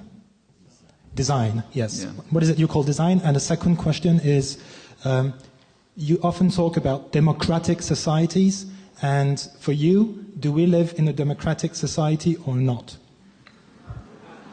I didn't get the last part. Do we live in a democracy or do we not live in a democracy? Are we in a democratic society? Yeah. It's not really a yes or no question. I mean, democracy has many dimensions. In some respects, we have a more or less democratic society. In other respects, not at all. We have formal elections. Okay, that's property of a democratic society. On the other hand, the capacity to enter into those elections is either as a candidate or as someone who supports a candidate is that capacity is distributed very unequally through the society. I mean, some can do it, others can't. Sometimes it's, say, in an American election, you can only participate in an election if you have a core of campaign funding which is based where capital is, namely in the corporate sector, which is willing to pour money into your campaign. Electoral campaigns you can virtually predict the outcome of the campaign simply by looking at campaign spending. And that means people who can't amass corporate contributions can't enter the process. And so if you like, you can say that candidates are vetted by the corporate system, and those who pass their filter can enter into it. Kind of the way in Iran, clerics, the candidates are vetted by the clerical hierarchy, and those who they don't accept can't participate. All right, with us, it's the corporate system that carries out the vetting. We have the right of free expression up to a point. That's an aspect of democracy. It's lacking elsewhere. In countries like the United States, and Europe is not far behind, it's going in the same direction, electoral campaigns are just extravaganzas, like circuses. The campaign managers purposely keep away from issues. In fact, they say so. They keep to what they call qualities. You want to make sure, because you don't want issues to arise in elections. One of the reasons is that campaign managers read polls, of course, and they know that on issues the public generally opposes both parties by large majorities. So you want to keep away from issues. And if you look at the study, there are a lot of this is one of the main topics in political science, so there's plenty of data about it. But it turns out that voters have almost no idea where the candidates stand on issues. So, for example, that's not because they're stupid, it's because it's hard to find out. The campaigns are designed so that you don't know. What you're supposed to know in a campaign is that, you know, George Bush is the kind of guy you'd like to have a drink with. You know, nice guy. You know, he's an ordinary guy who wants to go back to the ranch and, you know, cut brush and run a marathon in 100 degrees heat and have a beer with and so on. But you don't want to know where he stands on issues, if he even knows where he stands on issues, which often they don't, you know, because, well, it's a kind of democracy, but a very limited kind. In fact, there are countries where there is really functioning democracy. We don't talk about them very much. But take, say, the Western Hemisphere. In 2004 and 2005, there were elections in the richest country in the hemisphere, the United States, and the poorest country in South America, namely Bolivia. And they were radically different. In the United States, the two candidates were Kerry and Bush. They both come from great wealth. They both went to the same elite university, Yale University, where they both joined the same secret society, Skull and Bone Society, which is there to train promising young men and turn them into future political elite. They ran on pretty much the same programs, and the population didn't know what their programs were for the most part. They were able to run because they were supported pretty much by the same concentrations of capital. And the election was kind of like throwing a coin. You know, it comes out more or less randomly. Well, that's the election in the richest country in the hemisphere, the leader of the free world. They go to Bolivia, the poorest country in South America. Well, Bolivia really had a remarkable election. The indigenous population, which is the most repressed population in the hemisphere and happens to be the majority in Bolivia, they had been involved in very significant popular campaigns for some years. So in the year 2000, for example, they had organized to drive major multinationals out of Libya, including a French one, because they were trying to privatize water. The privatization of water, according to economists and the World Bank, is highly efficient. It has a slight deficiency. Most people can't afford the water, but, well, nothing's perfect, you know. But so they mobilized and they drove the corporations out of the country. And there were a lot of other things going on. They finally got to 2005. There was an election.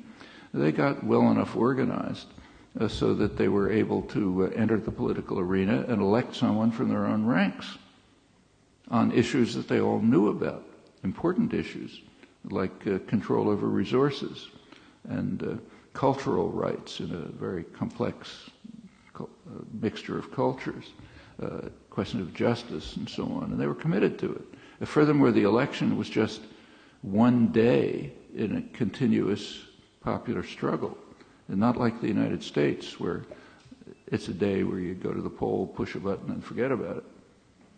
Okay, well, which country was democratic? I mean, according to everything that's written, the United States is the world leader of democracy, and nobody talks about Bolivia as the world leader in democracy. But on those two occasions, it was quite the opposite. And I think there are many such examples. It's just too multidimensional a question to have a simple answer.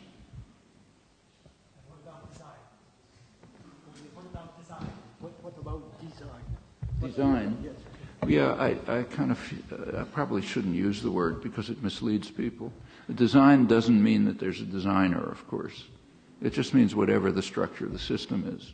So, you know, you could talk about the design of the helium molecule, let's say. That's the same way in which you talk about design of language. How is it constructed? What's its nature? There ought to be some better word for that that doesn't lead to misleading connotations. Dernière question, peut-être, si possible. Oui, je voudrais I'm sorry, I just wanted to ask you, since the other person talked about democracy, me too, I would like to refer to the last part of your speech about democracy and the fact that it's important that the population know about everything. But My question is about state reason and pragmatism. State reason and pragmatism. That's what we say, raison d'etat in French. And the other question is about lobbying and its effect, negative effects, I can say, in United States of America's government. Thank you. I'm afraid I didn't hear. Did you hear? Lobbying, the effect of lobbying in the United States, and pragmatism. The link between pragmatism and state reason, raison d'etat. Well, there are major lobbies in the United States, and they have a big effect on legislation and so on. By far, the biggest ones are the business lobbies. I mean, they just overwhelm everything else. So the Chamber of Commerce, the Business Roundtable, the American Petroleum Institute, the insurance companies. I mean, they have huge lobbies, and they spend huge amounts of money, and they pretty much shape legislation and by the congressmen. Those aren't the lobbies that people talk about, but they're the ones that really make a huge difference. There are lots of other lobbies. So there are ethnic lobbies, for example, and sometimes they have an effect. So take, say, the Armenian lobby. It's a small lobby, but it has effects, in fact, sometimes big effects. So just recently, in fact, the Armenian lobby almost caused quite severe problems for the U.S. government in its relations with Turkey by passing a resolution characterizing the Armenian genocide as genocide. Well, Washington didn't do that because that's going to harm relations with one of its major allies. And they managed to deflect it at the last minute. But it's a lobby that's quite small, but had an effect. The biggest ethnic lobby, and the one that gets all the attention, is the Israel lobby, which is real, and it has some effects. But if you look over the record, the idea that the Israel lobby somehow determines U.S. government policy is, my friend Gilbert Ashkar, a Middle East specialist, described it as phantasmagoric, that idea. I mean, the relations of power are such that the Israel lobby could not possibly control American policy. In fact, if the business world didn't like U.S. support for Israel, they'd put the Israel lobby out of business in 2 minutes. But they happen to support what Israel's doing, so okay, therefore the lobby can have an effect. And there are plenty of, if you want to study this topic, there's a lot of literature on this topic, but it's not thought through very carefully. There's no use looking at cases where the lobby and Washington have essentially the same interests. It doesn't tell you anything. There's no point looking at cases where Washington just doesn't care and the lobby has an interest. Okay, that doesn't tell you anything. You have to look at the cases where they have opposing interests and then see which prevails. And there are plenty of such cases. And invariably, the lobby disappears.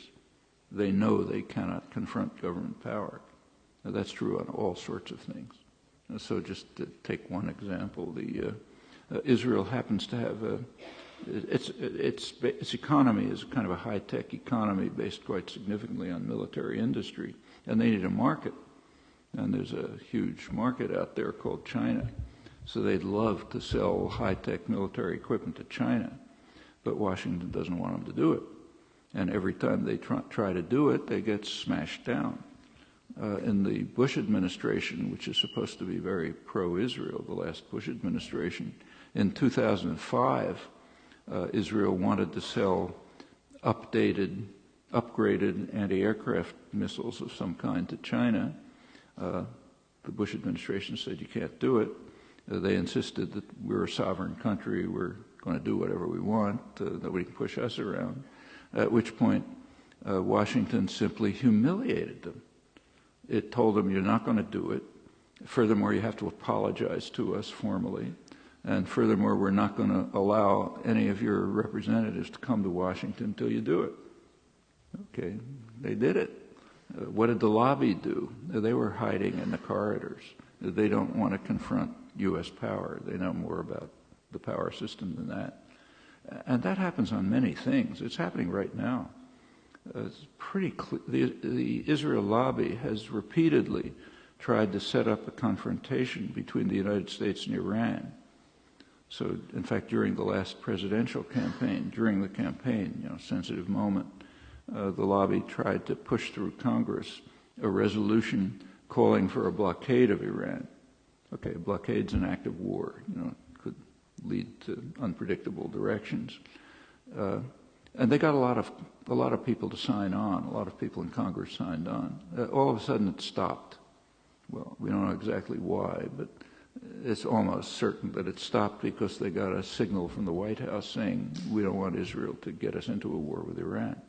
So it stopped, and that was the end of that. And there are plenty of other cases. Actually, some of the cases are pretty narrow, but quite interesting. Israel's plans for the occupied territories. One of the core elements of the plan is to develop a corridor that bisects the West Bank, breaks it in two parts. The corridor will expand from what's called Jerusalem, which is some huge area way bigger than Jerusalem, all settled in violation of Security Council orders. So a corridor that goes from there to the east, going through a town called Ma'ale Adumim. The town was established by Yitzhak Rabin in the 70s and then developed mostly in the 90s under the Oslo Agreement with the purpose of bisecting the West Bank. But in order to complete it, they have to construct in a corridor. It's called the E1 corridor that goes from Greater Jerusalem to Ma'ale Adumim. They have to build there. And they very much want to do it because they want to finish this construction. The U.S. said you can't do it. So they're not doing it. The relations of power are such that they simply have to do what they're told. And the lobby doesn't get involved when it's going to run into real power, which is what you'd expect. So there are lobbies, but there are limits, and the big lobbies are far and away the business lobbies. And they're the ones who really run the country. Dernière question, brève si possible. Oui, je vous en prie.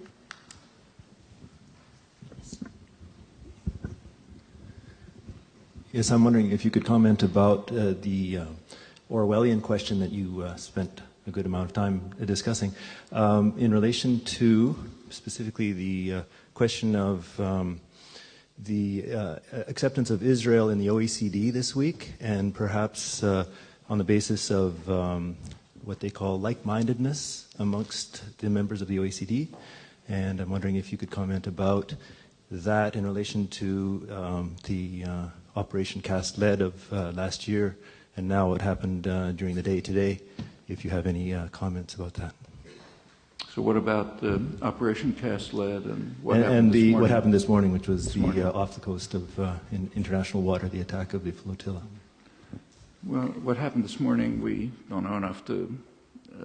I think it's very embarrassing to the United States, and they'll try to find some way to get around it. Operation Cast Lead is very straightforward.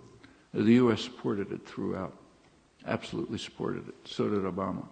In fact, Operation Cast Lead was very carefully timed. It was very carefully planned. It was very carefully timed.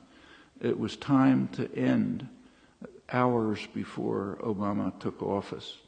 Now, there's a reason for that. That allowed him to pretend that he can't say anything about it.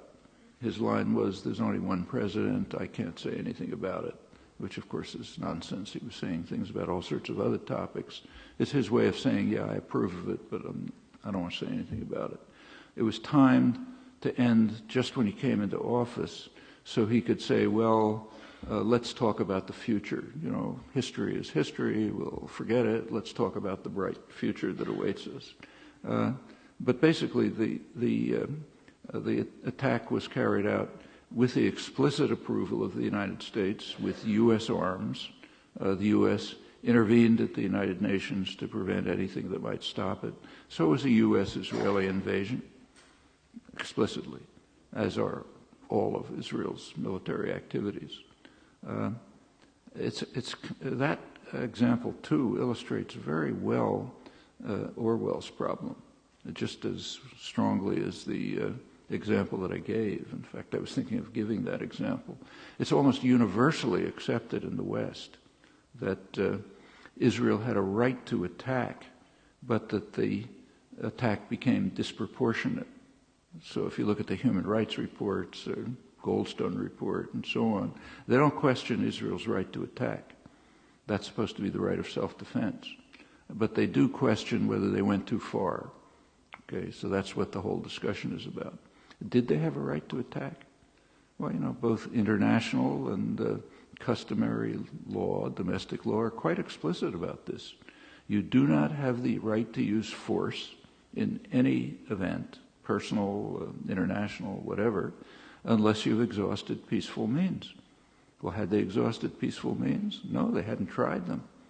And they hadn't tried them because they were pretty confident that they'd work. There had been a ceasefire, and during the ceasefire, there wasn't a single Hamas rocket.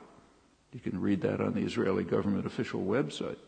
Okay, Israel broke the ceasefire in November by invading Gaza, killing half a dozen militants. There were then some rocket firing in both directions. All Palestinians are the only ones who were killed. Hamas offered to reinstate the ceasefire. That offer stood right up to the day of the invasion. It was considered by the Israeli cabinet, and they rejected it. And we know that from internal Israeli sources. So it's the U.S. and Israel. They knew that they had peaceful means to eliminate rocket fire. They chose not to use them.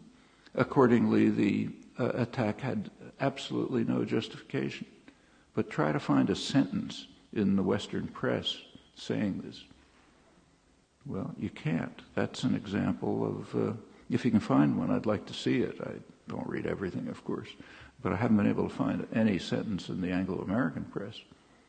It's just taken for granted. They had a right to attack because the U.S. says so.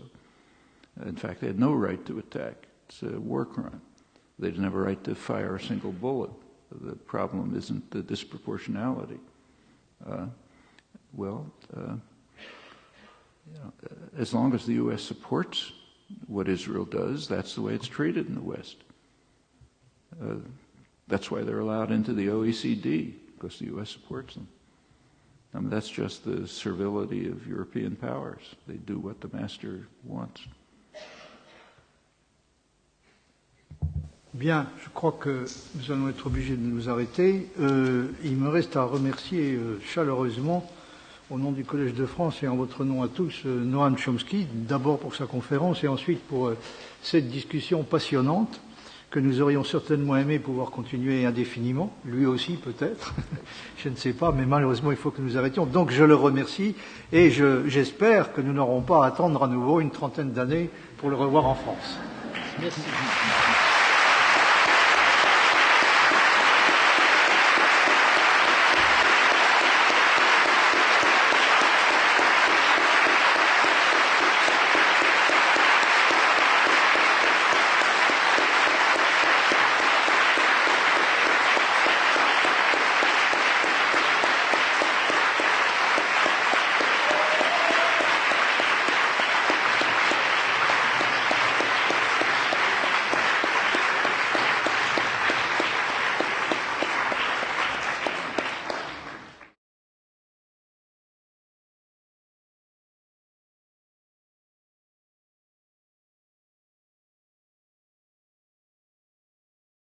Connaissance, recherche, sciences, mathématiques, théorie, physique, philosophie, conférences, archéologie, nature.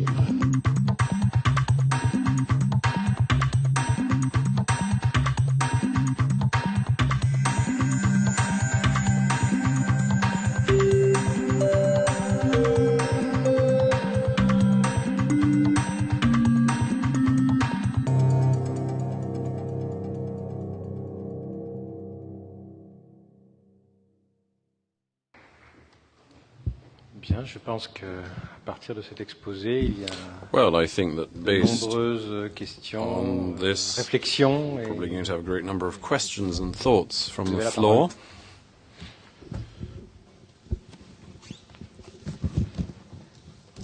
The partial failure of corporates, liberal-based corporates, and to some extent also other representatives of economic power, triggered as they are by what you call power hunger, to increase their power as much as they wish to, might be explained to some extent, I hope not explained away, by the reaction, even if a still weak one, of those who suffer in communities and what you call victims, those who do not accept and agree less and less with this situation. So my query is the following one. To what extent couldn't the very notion of economic rationality or economic orthodoxy be redefined, taking into account the tremendous groundswell of awareness, of political awareness of all those individuals, including countries, nations, and other kinds of Hegel-defined types of human communities, who might someday deny the very internal logic of economic oppression, of economic power, and to that extent try to put into question the fact which we all attend, assist, we all witness today, to wit that the wealth of the mightiest increases while their own poverty also increases. So who might be the agents of overcoming this, the power of economic rationality or the next religious doctrine that comes along? Same as always, popular movements. Popular movements to which educated people can contribute if they want to withdraw from their vocation. Their vocation is to be the intelligent minority who holds the club and keeps the population subdued. That's the traditional vocation of intellectuals, back as far as you want to go in history, pretty much across the spectrum. But there are people who separate themselves from it. Russell and Orwell are two of them. And if they join with rising popular movements, they can help them articulate their goals, work with them, and so on. But the main force has to come from the public, the way it always has. And it can succeed. I mean, it's not a record of gloom. So, for example, the Western countries are far more civilized than they were, say, 50 years ago or 70 years ago, in many respects. And it's important. Topics like this, for example, almost could not be discussed not many years ago. In the United States, not at all, but even in Europe, not very much. The intellectual climate was, Stalinist or liberal democratic. All right, now you can talk about them. And you can talk about them anywhere. I don't know about France, but in the United States, you can talk about them anywhere. Working people, farmers, students, and so on. They may not, the concepts may be new to them, but the perception is not foreign to them. And as I said, it goes right back to the origins of the Industrial Revolution in the United States. And the same is true in many other dimensions. Like, take, say, women's rights. It's totally different from what it was 50 years ago. So, for example, my own university, main technological university in the world, when I got there in the 1950s, it was everyone, you walked down the halls, you saw white men, well-dressed, obedient, deferential, period, practically nothing else. You walk down the halls now, it's half women, third minorities, casual dress, which is not just symbolism. I mean, it means social relations have changed, not reflexive obedience. A lot of activism on all sorts of topics, nothing like that 50 years ago. And the same is true all over the country, and I think in Europe as well. Okay, those are changes. There's far more opposition to aggression now than there was, say, in the 1960s. It's pretty common for people to ask, why wasn't there the kind of opposition to the Iraq War that there was during the Vietnam War? Well, actually, for those of you who are old enough to remember, there's much more opposition to the Iraq War. You go back to the Vietnam War, at any point at all comparable to the invasion of Iraq, there was practically no opposition. In fact, there was strong support for it. We couldn't run public demonstrations because they'd be broken up by violence, by students, with the liberal press applauding. There's nothing like that in the case of Iraq. And in fact, that had an inhibiting effect. The U.S. was never able to do anything like what the liberal Democrats could do in the 60s. Okay, it's not enough, but it's important. In the 1960s, there was no concern, virtually no concern, over environmental damage, which was very severe. Okay, now it's major mass movement. Governments and corporations have to work hard to prevent it from instituting the kinds of changes that might actually save the species from destruction. Well, then there was nothing. Okay, these are changes. They didn't come as a gift from the rich and the powerful. They didn't come from political leaders. They came from popular activism, just like everything before them.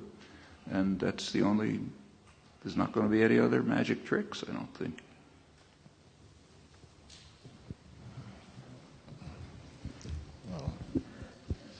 Professor Chomsky, first of all, we've been waiting for you here in Paris for so many years, so thank you for being here, and thank you to the Collège de France for organizing this beautiful journey through ideas and reflection. So I have one factual question. As you may know, here in Europe, we are going through a serious crisis, and let's say through a series of serious crises. Do you think that the Eurozone was a mistake due to the fact that it was built on economic purpose rather than a strong social construction? Well, actually, the economic plans that are being used in Europe are a social program. And like most social programs, they're in favor of somebody and against someone else. Just like Martin Wolf said, he's a conservative economist. They're against the populations and in favor of the banks. Okay, and that's a social program. I mean, you can like it or dislike it, but on pure economic grounds, it's very questionable. You know, not a lot is understood about the economy, but one thing that is understood is the lesson of Keynes. If there's low demand and business isn't investing, the only way of creating it is through government expenditure. I mean, if you're in a recession, you should have a deficit. That's the way to grow out of a recession. You should have a deficit. You have stimulus, government stimulus, gets people back to work. It's good for them. It's good for the economy, and ultimately you pay off the deficit. Now, there could be a threat of inflation, but that's not a threat in Europe. Inflation is extremely low. I think it's about 1% now, or something like that, in the Eurozone, which is nothing. But inflation is bad for bankers. They don't like inflation. So they want to cut that back, and if it means slowing down growth and making the population suffer, well, okay, we'll follow that social program. But it is a social program. We shouldn't have any doubt about that. People like Martin Wolf are quite correct. And there are alternatives. You know, massive stimulation, government stimulation of the economy, for example. And for a country like Greece, there's a very obvious alternative, and that is to default, to simply refuse to pay its debt. The debt it's what's called an odious debt. It has no legitimacy. The debt was not borrowed by the population. They didn't ask for that money. It was borrowed by the tiny sector of wealth, which doesn't pay their taxes and is still very wealthy. They're not suffering. So they borrowed the money, so then, okay, let them pay it back or let the banks suffer. You know, that's what you would do in a capitalist system. But the way it's being done here, which is radically anti-capitalist, is that the poor people in Greece who never benefited from it, they have to pay it off. And people here have to pay it off through the IMF and the Eurozone. Well, okay, that's a social program. It's not an economic program. And there's good reason to believe that it would work. In fact, there are recent models. There's a recent model in the U.S. zone, Argentina. Argentina followed all the orthodox policies of the International Monetary Fund. For a while, it looked pretty good, but it was built on sand, so it collapsed, and they went into deep depression, 20% unemployment and so on. Well, they disregarded all the rules. They defaulted. They restructured their loans against the advice of the profession, the IMF, everyone, the Treasury Department, and they had a huge growth rate. They grew themselves out of depression. They essentially did the same as cutting off the euro. They broke the connection between their currency and the dollar, which would be the same as Greece getting out of the eurozone. And they were then able to carry out monetary policies which enabled them to grow and develop in violation of economic orthodoxy, but with enormous success.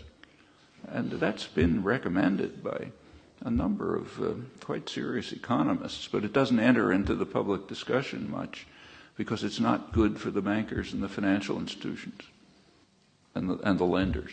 In fact, it's quite a remarkable property of the bailouts in the United States and Europe in the last period. They don't impose any cost on the lenders, virtually no cost on the lenders. What's called a haircut in economic lingo, barely impose that. But that's what ought to be done. I mean, if people make bad loans, okay, it's their problem. In a capitalist system again, but not here.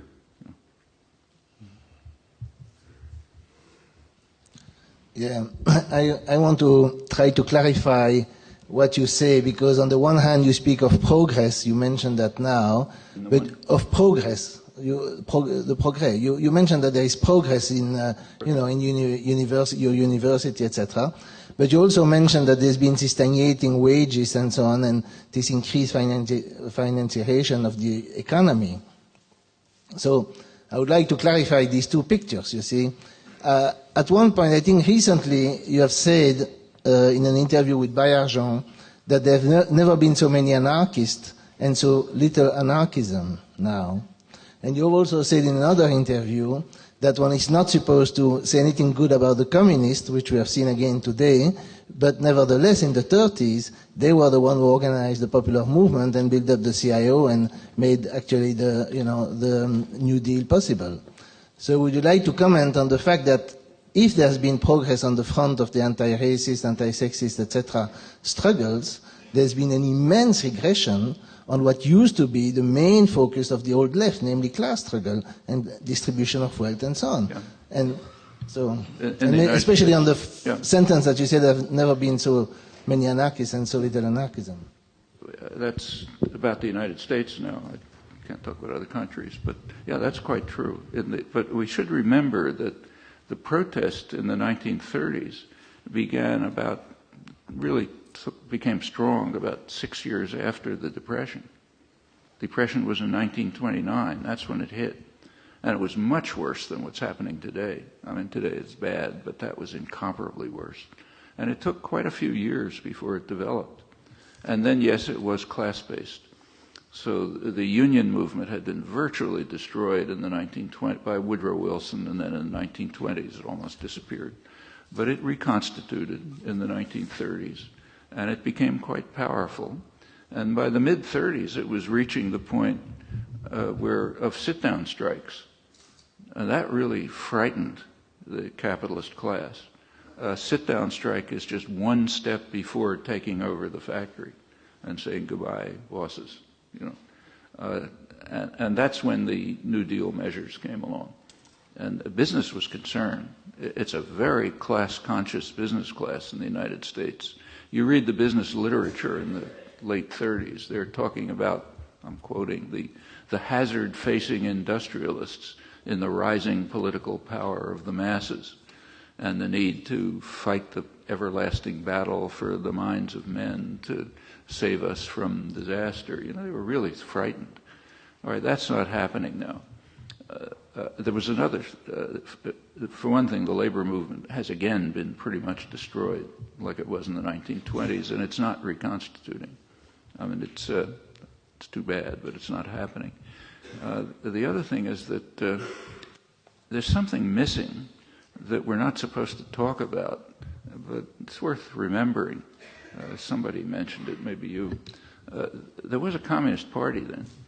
Now, there were all kinds of things wrong with the Communist Party. You know, when I was 10 years old, I was already condemning it for Spain. But there was one thing right about it. It was always there. You know, there were people there who didn't expect to win in 2 weeks. It's not, we're going to sit in the office of the president of the university for 2 weeks and then there'll be peace and love. It wasn't that mood, which you remember from '68. It was, we're in it for the long haul. There are going to be defeats. We'll learn from them. We'll go on. There's always somebody around to turn the mimeograph machine. There's a memory of how to do things. You don't have to start over again every time. You know, you don't have to learn how to organize a demonstration.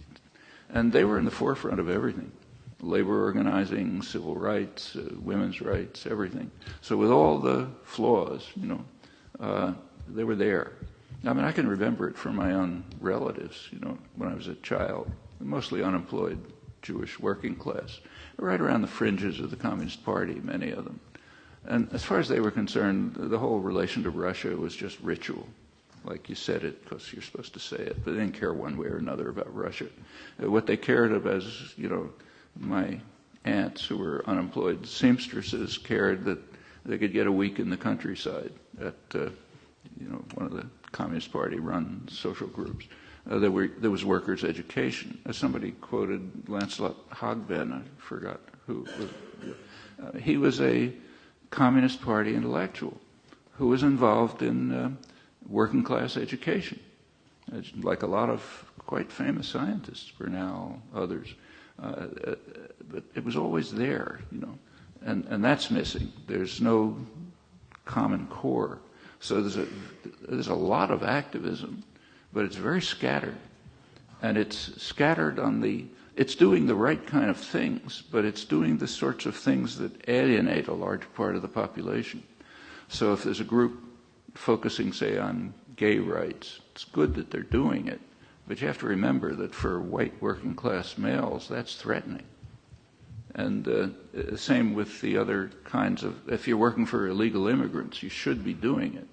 But white working class Americans are living under an illusion that the rich liberals who own everything and don't care about them are giving everything away to illegal immigrants and blacks and welfare mothers.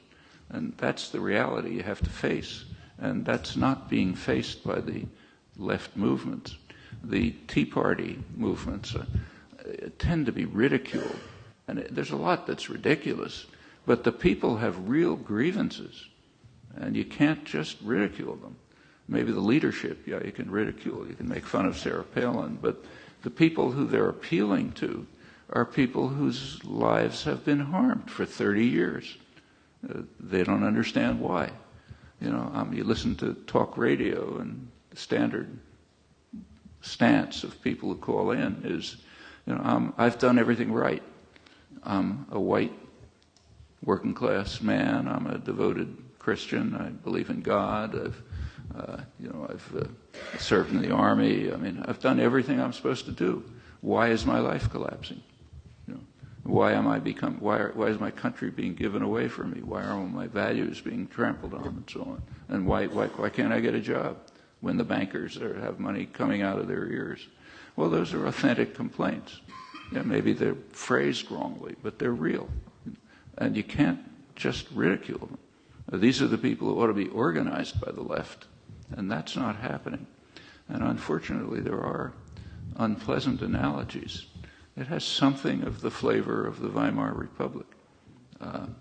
Take a look back. There's similar demography, similar concerns, and we know what happened. You know, could happen. I don't say it's likely to, but unless there is an organized activist left which really becomes engaged in addressing the people who have authentic concerns, it could be unpleasant. Attendez, on va essayer d'organiser un petit peu les choses. Il y a monsieur là-bas, il y a madame Cheng ensuite, et puis madame là, qui demande la parole depuis longtemps. May I make two questions only? The first one is the solution that you propose has had, we have historical experiences of it, I mean the control and management. But they have always been for local situations. Do you think that this could be upscaled for the whole society in a very extrapolative way, or do you think that we have to impose certain design specifications and structure or constraints on that sort of situations? The second question is related. I would like to know your judgment or opinion concerning what is there any relation between the experiment that you were describing in your talk and the theories, major theories in political philosophy, like Rawlsian and their critics? I didn't understand very well. Jean, could you understand what he said? Did you hear? I don't hear very well. Did anybody? What?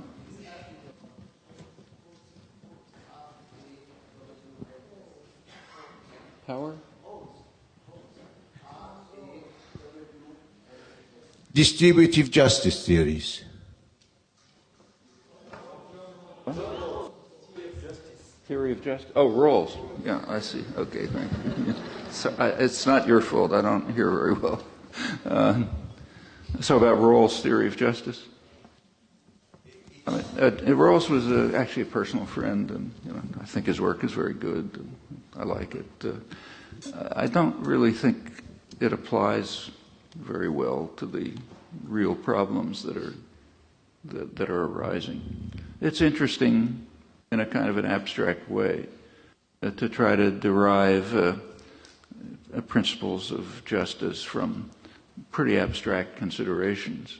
But when he tried himself to apply it to real situations, it became a recipe for liberal democracy, internationalism, the kind of things that many of us would think are fine, but they don't really follow from the theory, and there's no real basis for them that I can see.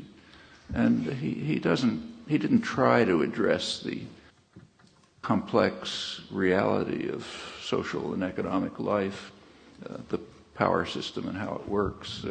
So, for example, you can't study the United States without recognizing that there is a very class-conscious, unusually class-conscious, very powerful business community, always fighting a bitter class war, never relentless, and unusually powerful.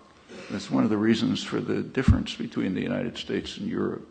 And you just can't study the United States without paying attention to that. They have overwhelming power over the political system. They basically frame what happens in the media. Without just even introducing that factor, you're just not discussing the country. So it doesn't matter what the abstract theories say. And there are other things like that. I mean, there are other things about the United States which really have to be considered seriously. It's a very frightened country, and always has been. Back to colonial days. There's some good scholarship on this. But there's a reason why people didn't laugh when Reagan strapped on his cowboy boots and said, we're under threat from Nicaragua, from Grenada, Saddam Hussein, whoever. It's a frightened country, and always has been. And you've got to pay attention to that, as a cultural fact. And there are other basic things that have to be considered if you want to talk seriously about the country. And Rawls, it just wasn't his interest. I mean, he was sympathetic, as a decent liberal, but it's not his concern, and the theory doesn't try to reach questions like that. So I don't see, it's kind of intellectually interesting, but I don't see much we can do with it. Actually, I'm personally interested in it because you may not, he kind of played it down after a lot of criticism, but the model that he used was a linguistic model, very explicitly. There was so much criticism from philosophers who hated it that he withdrew it, but its recent work is bringing it back, and that was not uninteresting. He was actually following ideas that David Hume expressed, and that are sort of in Kant, more or less, that there has to be some instinctual base for our moral judgments. And he thought he could use models of language to be suggestive about how to construct a theory of the instinctual base from which people can draw indefinitely many moral judgments in new situations. That's a reasonable framework, and there's actually interesting work going on about it, but it doesn't begin to reach problems of human concern. That's hard. I mean, even in the hard sciences, it wasn't until pretty recently that they had much to say to engineers and doctors and so on. It's a hard job. Professor Chomsky, Francis Feely from University of Grenoble. I'd like to pursue this question of fear, the role of fear, particularly in mobilizing social movements. I've been teaching in France for many years and also in the United States. And you see people who have been teaching here for decades can see an evolution or devolution in the students on campus. In the courses, there is a real fear, and it's translated into self-censorship, lack of interest, apathy, and a keen interest in money. Money is freedom. To have 45 euros in your pocket makes you free, right? And the world of ideas and the free exchange with people you don't know very well, but talking about important issues has dwindled to almost nothing. In the classroom and outside of the classroom, less. What I'm wondering is what do you, in that context of a pervasive fear in society where everyone is reduced to sort of individual survival tactics, what is the role of the intellectual in making a contribution to a serious social movement, in your opinion? Well, I don't want to talk about France. I don't know it well enough. But in the United States, what you describe is very real, and there's a basis for it. Let's go back to the crisis of democracy. After the 60s, there was tremendous fear in elite circles, liberal elite, internationalist circles, that there was just too much democracy, and something had to be done to beat it back. And there are publications, quite interesting ones, with liberal internationalist elites from France, the United States, Japan, and so on, in which they give recommendations. This is the early 70s. And one of the things they were concerned about in all three of the core industrial areas was that students, young people, were not being indoctrinated properly. They called, that's their term, not mine. They had to strengthen the institutions responsible for the indoctrination of the young. The schools, the universities, the churches, and so on. They weren't doing their job. And you could see it in the 60s with students thinking for themselves and acting independently. It's threatening. So how do you reinstitute indoctrination and discipline? Well, a lot of methods were picked, but one of them in the United States was very simple: raise tuitions. So if by now you want to go to college in the United States, you're going to come out unless you have rich parents. You're going to come out with a huge debt. Well, that has a very strong disciplinary effect. I mean, maybe you went into college thinking, I'm going to be a public interest lawyer. But when you come out with $100,000 in debt, you're going to have to go to work for a corporate law firm. And once you go, you pretty soon get caught up inside the culture, and your views change and your attitudes change, and that's what you like. And also exactly what you describe. The attitude of you have to look out for yourself and make sure we can support ourselves. We can't spend any time and effort worrying about others. That's driven home by the ideological system in pretty remarkable ways. I don't know how well known Ayn Rand is here. Known? Sort of. Well, this is the most lunatic collection of beliefs and ideas that you can imagine. Alan Greenspan was a representative. The only interest people should have is self-interest. Altruism is a pathology, a disease. You never do anything for anyone else. Just be as strong as you can and as rich and powerful as you can. It's counter to all human nature and emotions, but you can drive it into people's heads. In the schools in the United States, there's a foundation, a rich foundation, that funds the distribution of those ideas. They provide courses for the public schools, even in places like Massachusetts, liberal state. I found out when my grandson was taking courses in this stuff, in which the foundation gives the school a curriculum free. And it's tempting for the school. The teachers don't have to think. The supervisor can watch baseball games. They get the whole curriculum, essay questions, on how to be rich and disregard others and so on. And it's hard to measure. It surely has some kind of an effect. That's what children get indoctrinated into. So that's the way you improve the indoctrination of the institutions responsible for the indoctrination of the young. And there are other measures which do impose uncertainty and fear, like debt. Actually, that's a disciplinary effect for the whole society. People are deeply in debt because there was no other way of maintaining the kind of lifestyle that's imposed on people by television advertising when your wages are going down. So these are all means for controlling people, and you find it among students. Nevertheless, despite all of that, there is quite a wide range of activism. It's very atomized. Group of people work on gay rights, another on environmental issues, another on something else. Very little involved in working with poor people if it's kind of charity, but not organizing the working people. But there's a lot there. Not just in the United States. I've seen it in other countries too. For example, I was in Mexico not long ago with my daughter, and we were walking around one of the main squares, and a lot of people walking around, and there was a little demonstration going on, and some young kids came over and asked us if we wanted to join the demonstration. We asked what it's about. It's about repression of gays in Lithuania. It's okay, but is that the main problem facing Mexico? Not exactly. But that's the kind of thing that people organize about. And it's not that that's bad, but it's what's missing that's important.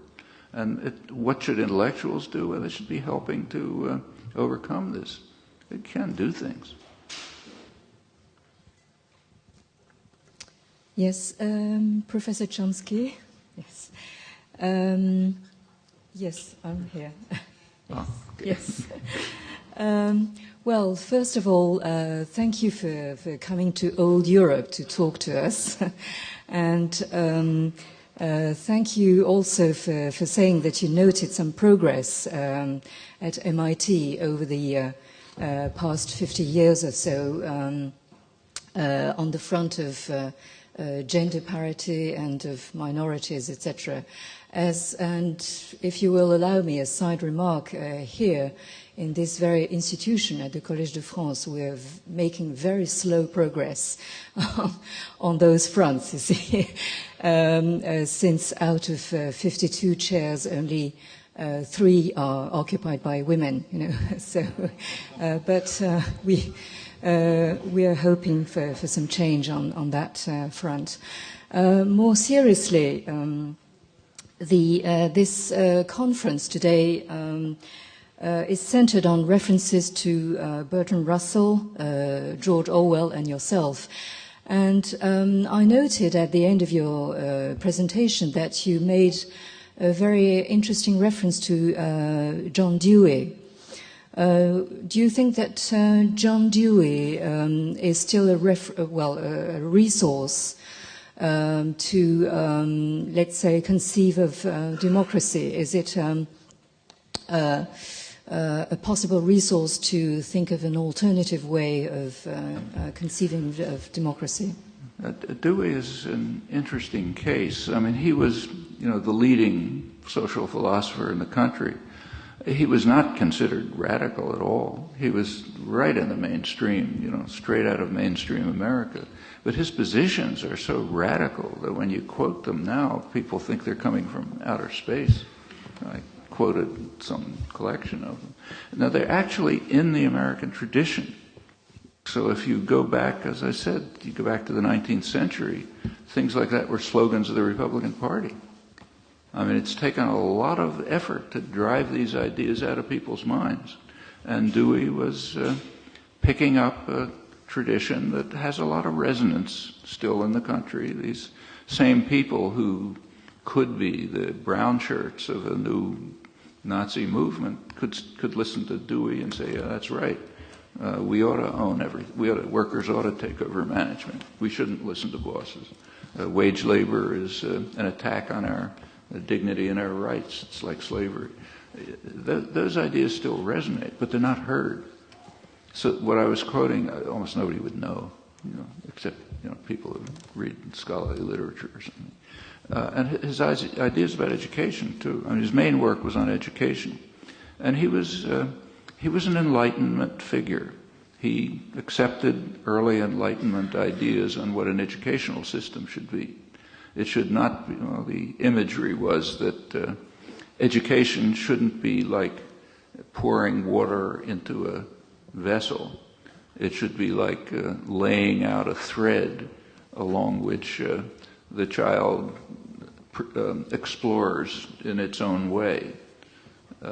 Education should cultivate creativity and innovation, challenging. And so those are, I happen to be quoting Wilhelm von Humboldt, but it was common.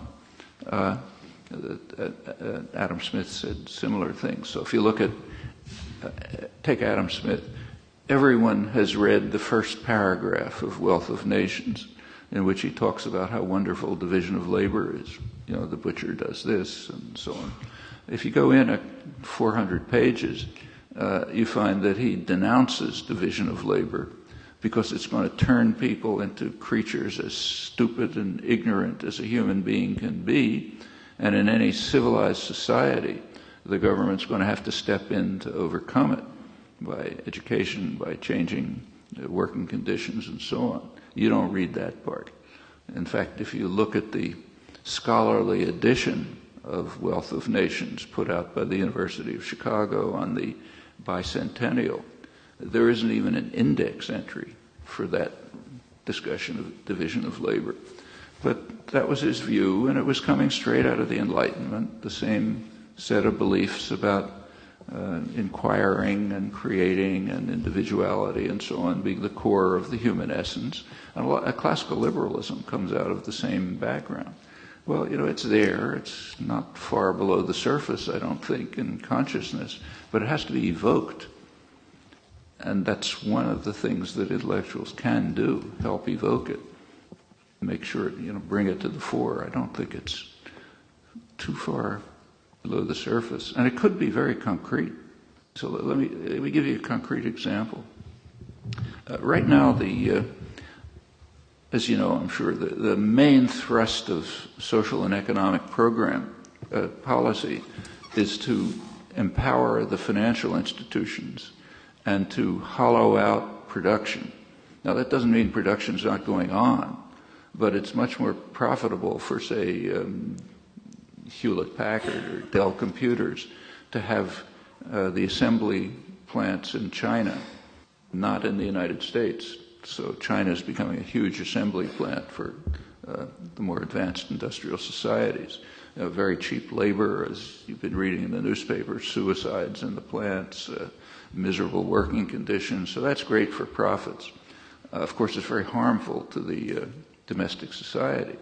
So Obama, who is following the same policies, the government pretty much owns the auto industry now, most of it, because of the bailouts.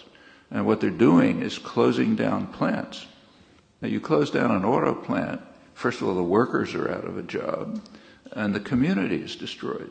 I mean, these communities developed out of the industrial plants, and they're destroyed. So it's really very harmful. At the same time that Obama is closing down auto plants, he's sending his Secretary of Transportation to Spain and to France to get contracts to build high-speed rail for the United States. The United States is very backward in railroad technology. That's part of the reflection of the power of the business community. For them, it was much more important to shift the economy to very high use of fossil fuels back in the 50s and the 60s. And there were big state social engineering projects to do this. So the trains are a total wreck. And they eliminated very efficient electric railway systems and so on. Well, now they have to rebuild it. But instead of having this equipment built in a General Motors plant in Michigan, they want it to be built in Spain, which is better for the bankers and the owners, terrible for the workforce. And this is just surreal. If working people knew about this, they'd probably revolt. And what they might do is just take over the factory and build them for themselves and kick out the management and kick out the government. It's a step, but it's not a huge step. And if there was enough of the right kind of activism, I think that step could be taken. Kind of like what Jean Bricmont said about the 30s. That's what began to happen then. And that's when the major social democratic measures were instituted. Could go beyond that. But, it needs a kind of a spark. I mean, the ideas that are kind of latent in people's minds can stay there. And they can also be distorted into very harmful directions. Actually, that's what happened in the late Weimar years. Yes, I've been teaching the neoclassical economists here just next door at La Sorbonne too. And this is the question on behalf of my students.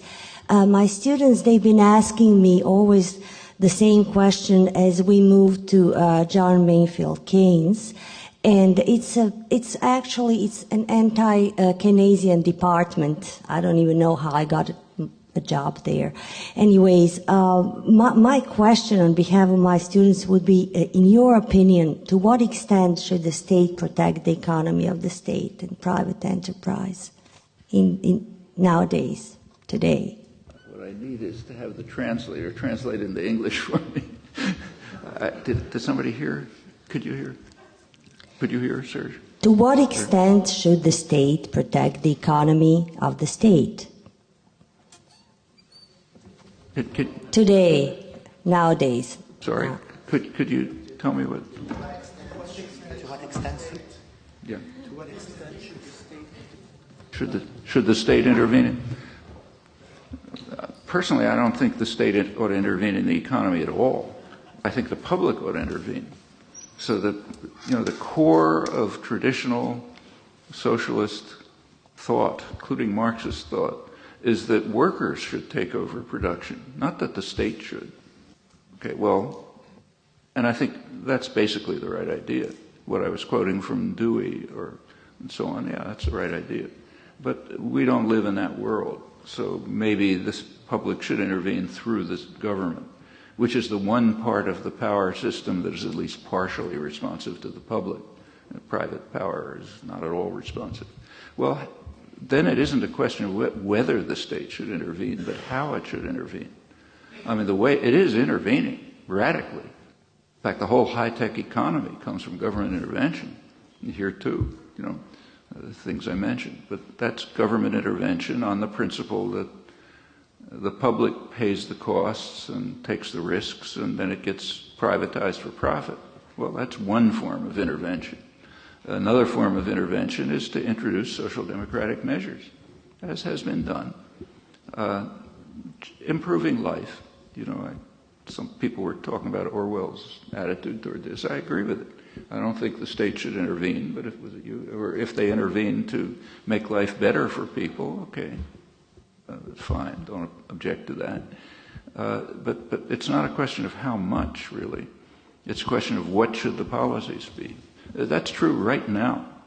I mean, in Europe, for example, the state authorities are intervening, say in Greece or in Spain. It's coming along. It'll be here too.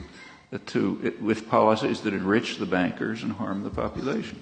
Okay, that's a form of intervention. There are other forms of intervention. And even better would be to have the population become directly participants in controlling institutions.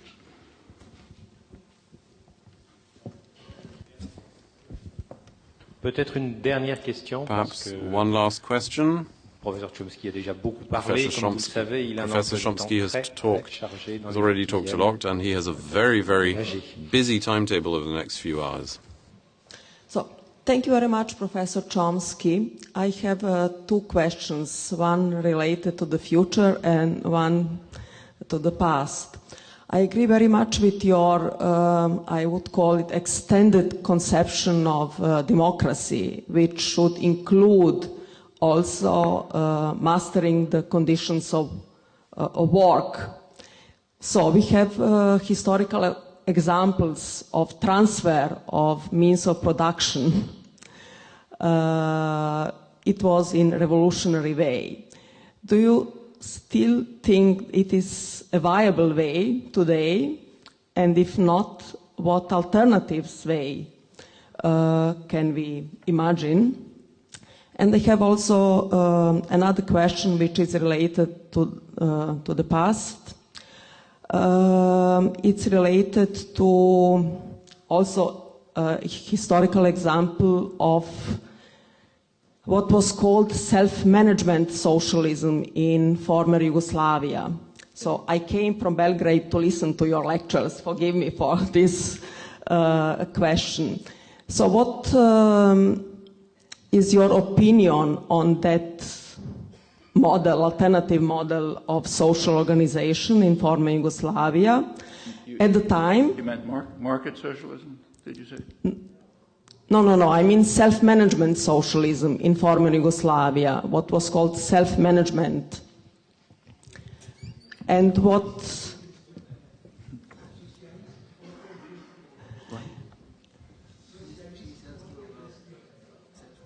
Self-management. Oh, Yugoslavia, I see. Yeah. And does that fact that Yugoslavia was example of alternative socialism has played a role in destruction of Yugoslavia, in your opinion? That very fact of alternative model of social organization has played any role in destruction of Yugoslavia? Thank you very much.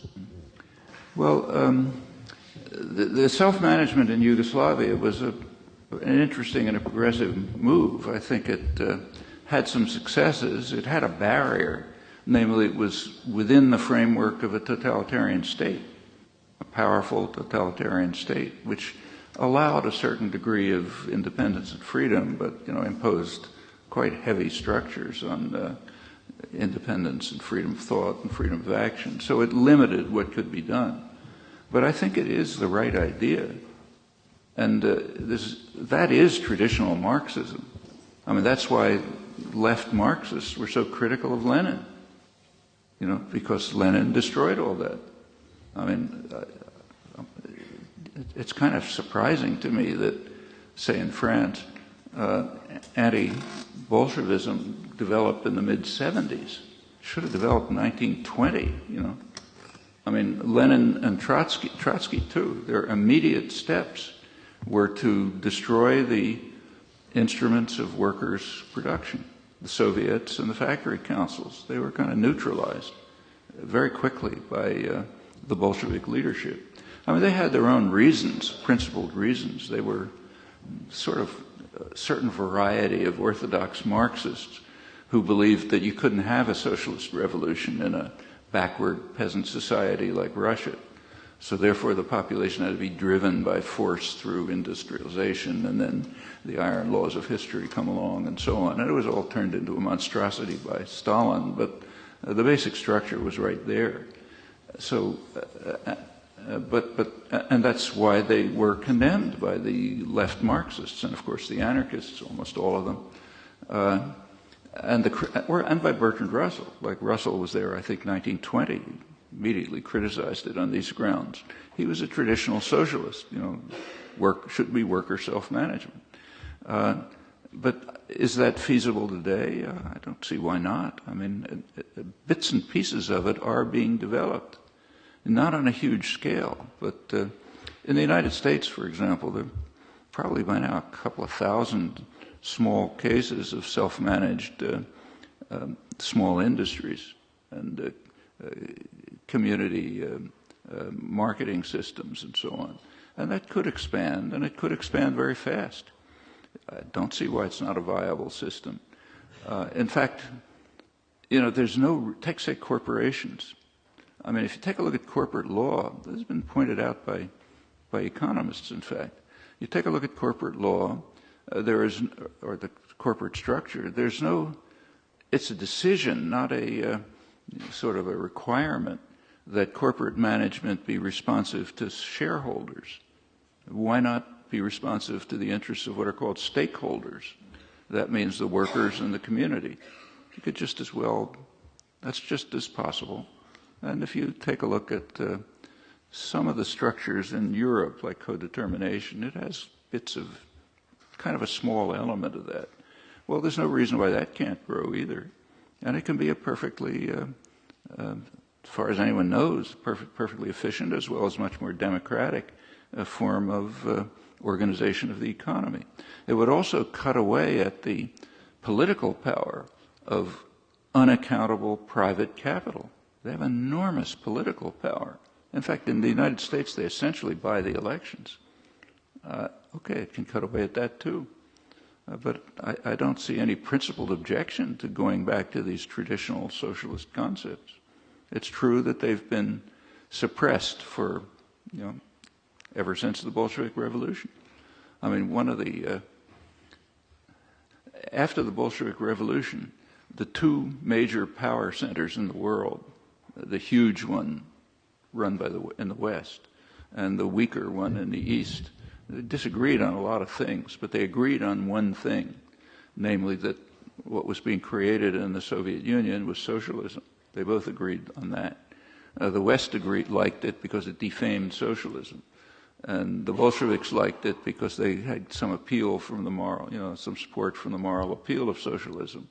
Well, when the world's two propaganda systems, a huge one and a small one, agree on something, it's pretty hard for people to separate themselves from it.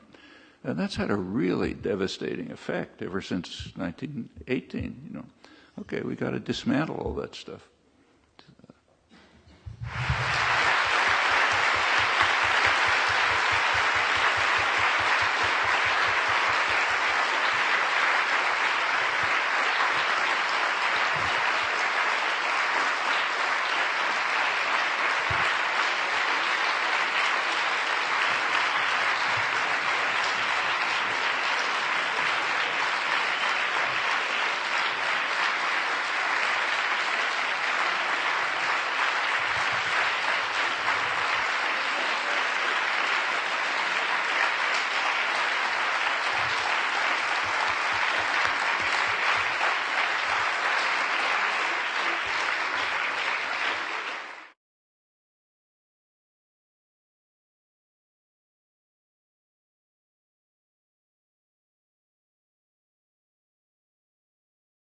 Connaissance, recherche, sciences, mathématiques, théorie, physique, philosophie, conférences, archéologie, nature.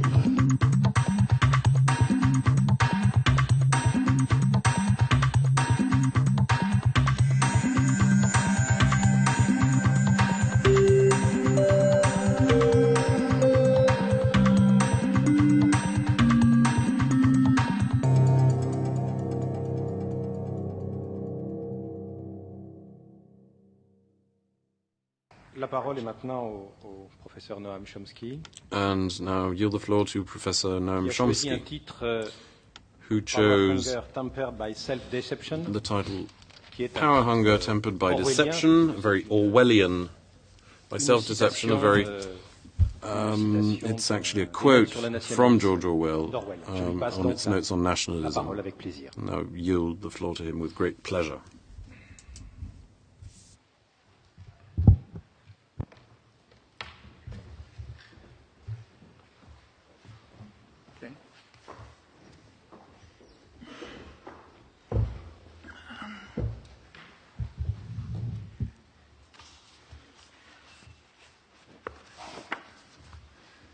The past generation has witnessed an enlightening experiment that bears directly on the general topics of this conference and also on the specific aspects that I've been asked to address, the ones indicated in the title, Power, Hunger Tempered by Self-Deception.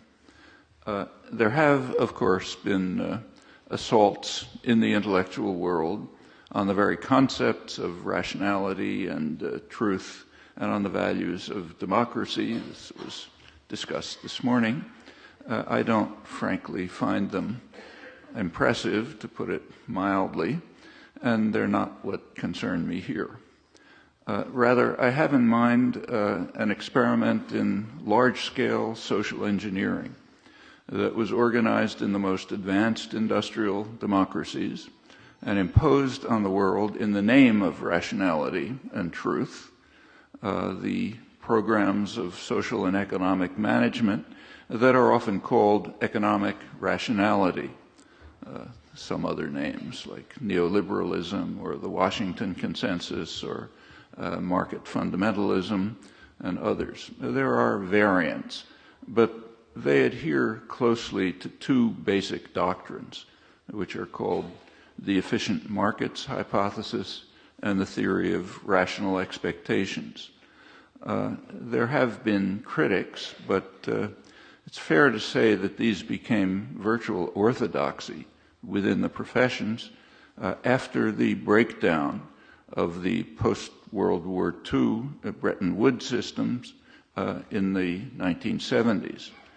Within policy-making circles and the political class, they're identified rather dubiously with Ronald Reagan and Margaret Thatcher. As I said, there are critics, rare, but they're there. One distinguished critic is Nobel laureate Joseph Stiglitz. Even before he became chief economist of the World Bank, he ridiculed what he called the religion that markets know best. And his primary professional work, for which he won the Nobel Prize, concludes that even slight changes in accessibility to information show, I'll quote him, show that unfettered markets are not efficient and can be characterized by persistent unemployment, contrary to the orthodoxy. There's now, by now, substantial empirical evidence to support the conclusion many years ago by international economist David Felix that the capstone of the neoliberal strategy, namely, I'm quoting him, liberalizing and globalizing capital markets, has not accelerated economic growth in the developing countries by more efficiently guiding their capital accumulation and technological progress, which is what the theory was supposed to show. And moreover, he wrote some years ago that these strategies have been associated with slower and more unstable growth, and the failure is likely to persist because the theoretical basis, the neoliberal case for capital market liberalization, has an extremely weak basis in economic theory, and growing awareness of this is undermining confidence in its policies at the International Monetary Fund and other promoters of capital market liberalization. I stress that these observations were rare, and they were well before the market crash of 2008. And with that crash, an interesting event in intellectual history, the almost complete collapse of the doctrinal orthodoxy that had prevailed and had been so utterly blinding that virtually no professional economists or the Federal Reserve, the central bank in the United States, none of them took notice of a housing bubble that reached $8 trillion before it burst.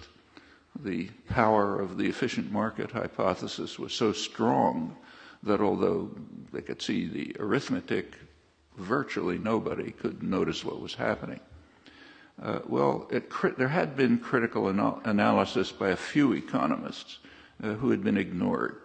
Maybe the most important of them is Hyman Minsky. And they've moved a little bit closer to center stage as the orthodoxy collapsed in such a spectacular fashion, though not before leading to a financial crisis that barely escaped depression and that remains deeply threatening even to the very existence of the Eurozone, with many possible consequences beyond. The primary victims of the economic rationality experiment are the usual ones, the poorer societies, although a more accurate description would be that the primary victims have been poor and working people everywhere, while privileged sectors everywhere have fared quite well, including the pockets of extreme privilege in the poorer societies. There have been significant exceptions to the generally harmful effects of the experiment, namely the states that ignored the rules, mainly in East Asia. These states adopted the actual practices of the developed societies and dismissed the demands of the developed societies. That happens to be in accord with important historical antecedents to which I'll return briefly. There are a number of reasons why the iconic figures of the orthodoxy, Reagan and Thatcher, are dubious choices.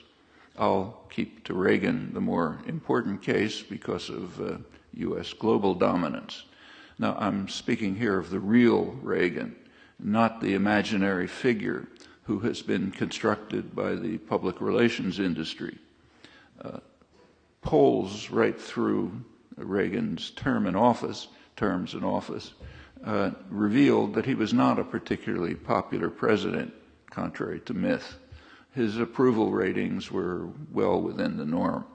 But after leaving office, he was raised to mythical status by a stunning propaganda campaign organized and implemented by the very powerful business sector, which had good reasons to elevate him to sainthood. I'll read from a publication of the prestigious Hoover Institution at Stanford University. They write that Reagan was a colossal figure whose spirit seems to stride the country, watching us like a warm and friendly ghost. And other accolades across the spectrum, all the way to Obama, are often not very different. Reagan is extolled as the apostle of small government, fiscal responsibility, free trade, and other core principles of economic rationality. And as in the case of other religious cults, facts are irrelevant. It's, for example, irrelevant that under his term in office, the government grew relative to gross domestic product. And it's irrelevant that his fiscal irresponsibility quickly turned the United States from the world's leading creditor nation to the world's leading debtor nation. And it left a legacy of financial wreckage, which began with the savings and loan crisis that required a huge government bailout, And it's irrelevant that he was by far the most protectionist president in post-war history. He doubled protective barriers and undertook various other forms of state intervention to rescue incompetent U.S. management from more efficient Japanese production. I'll put aside here the ghastly crimes of his terms and years in office that included not only large-scale slaughter and destruction over much of the world, but also a substantial contribution to nuclear proliferation, which we live with today, and as an extra benefit, a contribution to jihadi terror. I don't want to suggest that Reagan departed radically from the norm in his actual practices, which had very little resemblance to the imagery created by his worshippers.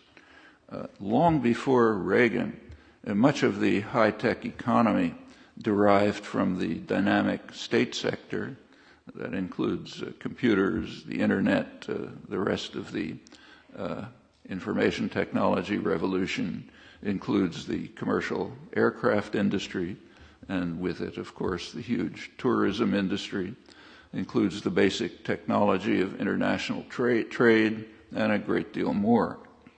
A core theme of modern economic development is that the public pays the costs and takes the risks while eventual profits are privatized. The salience of this theme is not very surprising when we consider who are the designers of social and economic policies. That's exactly what we'd expect them to design. And there are many devices to achieve these ends.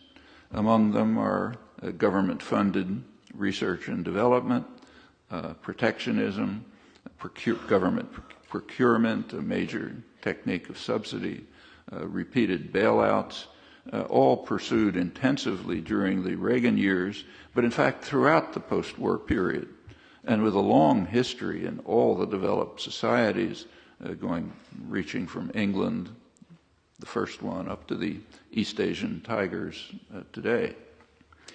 The actual history is quite helpful in understanding and evaluating the recent religious experiment with economic rationality.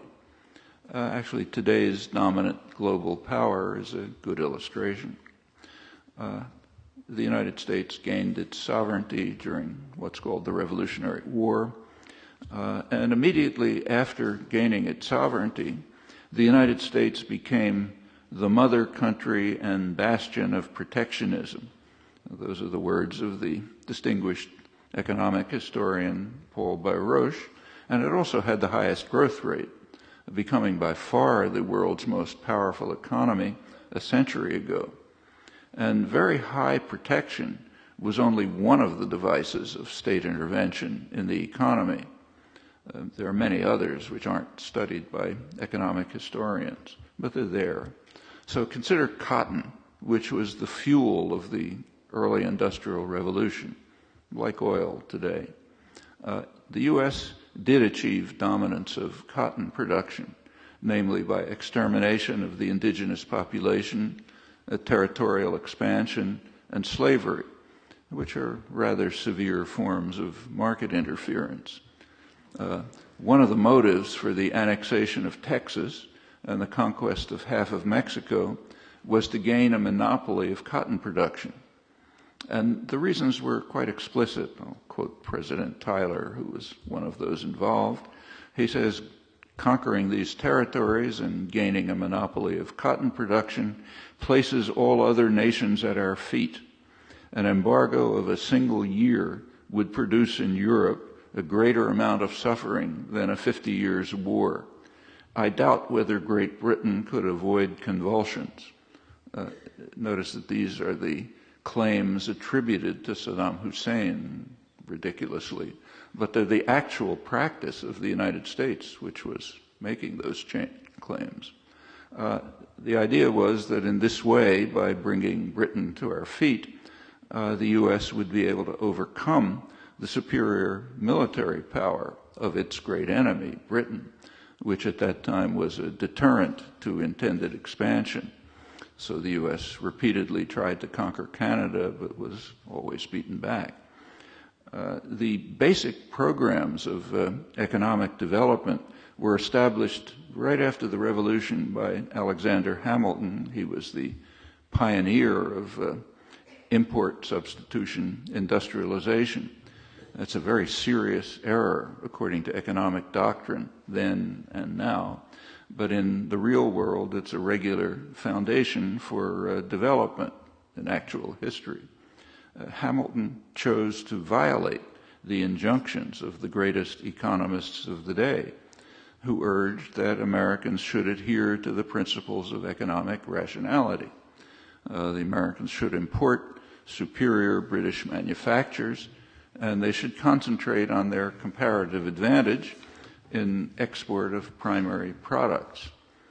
Adam Smith warned, I'll quote him, that were the Americans, either by combination or any other sort of violence, to stop the importation of European manufactures, and by thus giving a monopoly to such of their own countrymen as could manufacture the goods, divert any considerable part of their capital into this employment, they would retard instead of accelerating the further increase in the value of their annual produce, and they would obstruct instead of promoting the progress of their country towards real wealth and greatness. This would be still more the case were they to attempt in some manner to monopolize to themselves their whole exportation of trade, as they indeed did with regard to cotton. This surely counts as one of the most spectacularly refuted predictions in economic history, even more than the predictions of the last 10 years, 10, 15 years, but it was solidly based on the abstract theories that were imposed on the colonies at the time and that are imposed on the weak today. It's exactly the same policies with exactly the same consequences. It led to the third world and under the imperial control. It has led to the devastation of the weak countries under modern economic rationality. And the countries that rejected it, like the United States from the beginning, and the Asian tigers today, and in fact England during its period of development, the countries that rejected it grew and developed. But in a religious faith, facts are irrelevant. It doesn't matter how overwhelming they are. Going back to Baruch, he goes so far as to argue that protectionism, rather paradoxically, has commonly increased trade. The reason he gives is that protectionism tends to stimulate growth, and growth leads to trade, while imposed liberalization since the 18th century under imperialism, it has generally had harmful economic effects. In fact, it essentially led to what we call the third world. Baruch concludes that it is difficult to find another case where the facts so contradict the dominant theory as the theory concerning the negative impact of protectionism. And as I mentioned, protectionism is only one of the modes of violation of economic orthodoxy, recently enshrined as economic rationality, neoliberalism. Well, I don't mean to suggest that the case is closed. Far too little is understood about economic growth to draw any confident conclusions, even though the evidence is quite overwhelming in this case, and by the standards of economics or the social sciences, remarkably strong. The founder of economic growth, the modern theory of economic growth, Nobel laureate Robert Solow, he commented recently that despite the enormous accumulation of data since his pioneering work over half a century ago, the direction of causality, he says, is unknown. So it's not clear whether capital investment causes productivity or productivity leads to capital investment. It's not known whether openness to trade improves economic growth or whether growth leads to trade. And the same problems arise in other dimensions. In the light of the very partial theoretical understanding and what we know of the historical record, it's quite illuminating to observe the supreme confidence with which the core principles of economic rationality were upheld until their recent spectacular collapse. And it's also illuminating to see the continued reverence for figures who radically violated them at every turn, Ronald Reagan perhaps being the most striking example. Actually, Adam Smith is a more interesting example. He's by no means the absurd figure of the religious faith that has been constructed around his image. That includes professional economics. So consider, for example, the famous phrase, invisible hand, which is constantly invoked in justification of neoliberal doctrine. In his classic book, Wealth of Nations, the phrase appears once, namely in discussing the hazards of what is now called neoliberalism. Smith's primary concern, of course, was England. And he warned that if English merchants and manufacturers were free to import, export, and invest abroad, they would profit while English society would be harmed. But that's unlikely to happen, he argued. And the reason is that English capitalists and merchants would prefer to invest and purchase in the home country, so as if by an invisible hand, England would be spared the ravages of economic liberalism. That's the one use of the phrase. The leading founder of another leading founder of classical economics, David Ricardo, he drew similar conclusions. He used his famous example of English textiles and Portuguese wines, and he concluded that his theory of comparative advantage would collapse if English capitalists chose to invest in Portugal for both manufacturing and agriculture.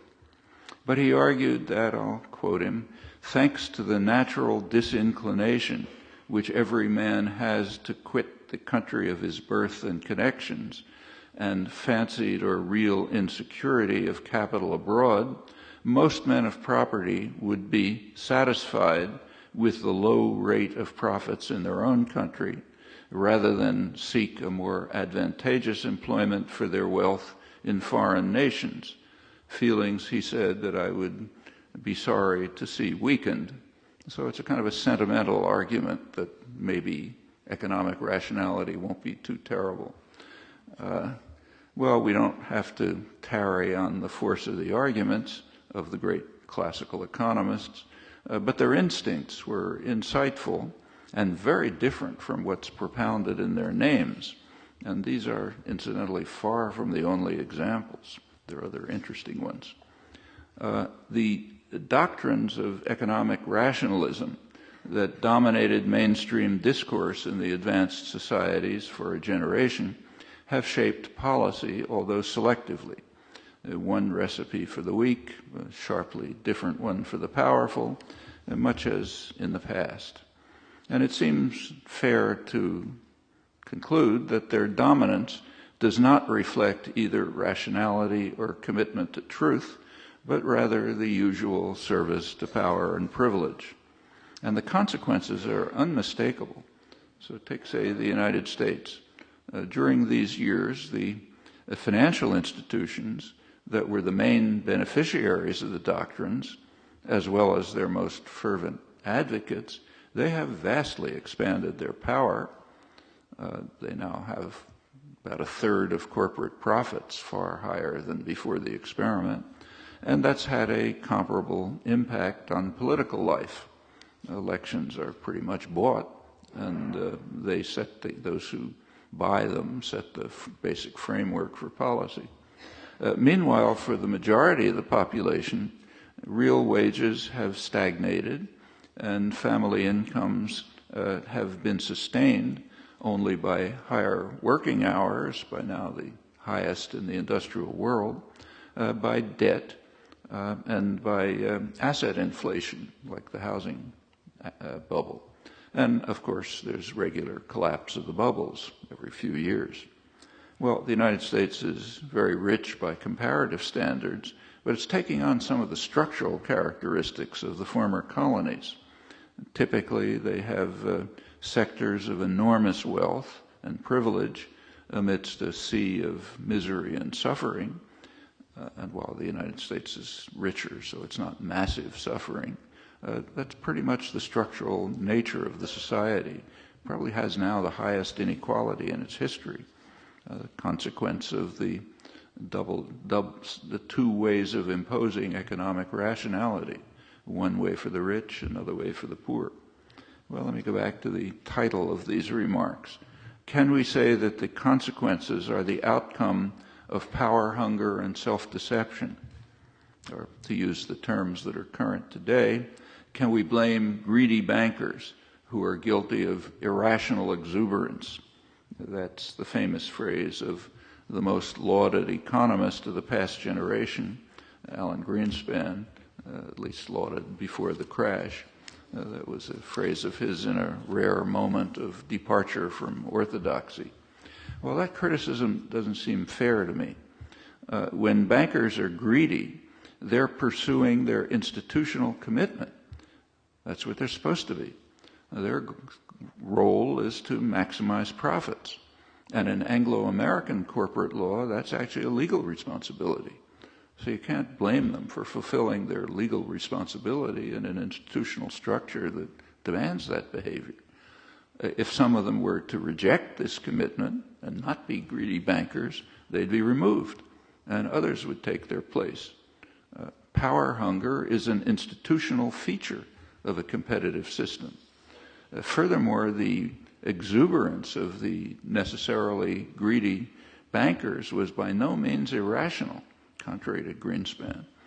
The bigger banks knew that they were taking no serious risk with transactions that were very profitable but might well fail.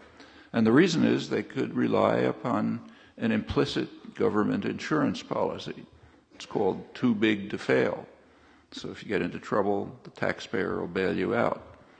The very existence of this insurance policy gives them substantial benefits as compared to rivals.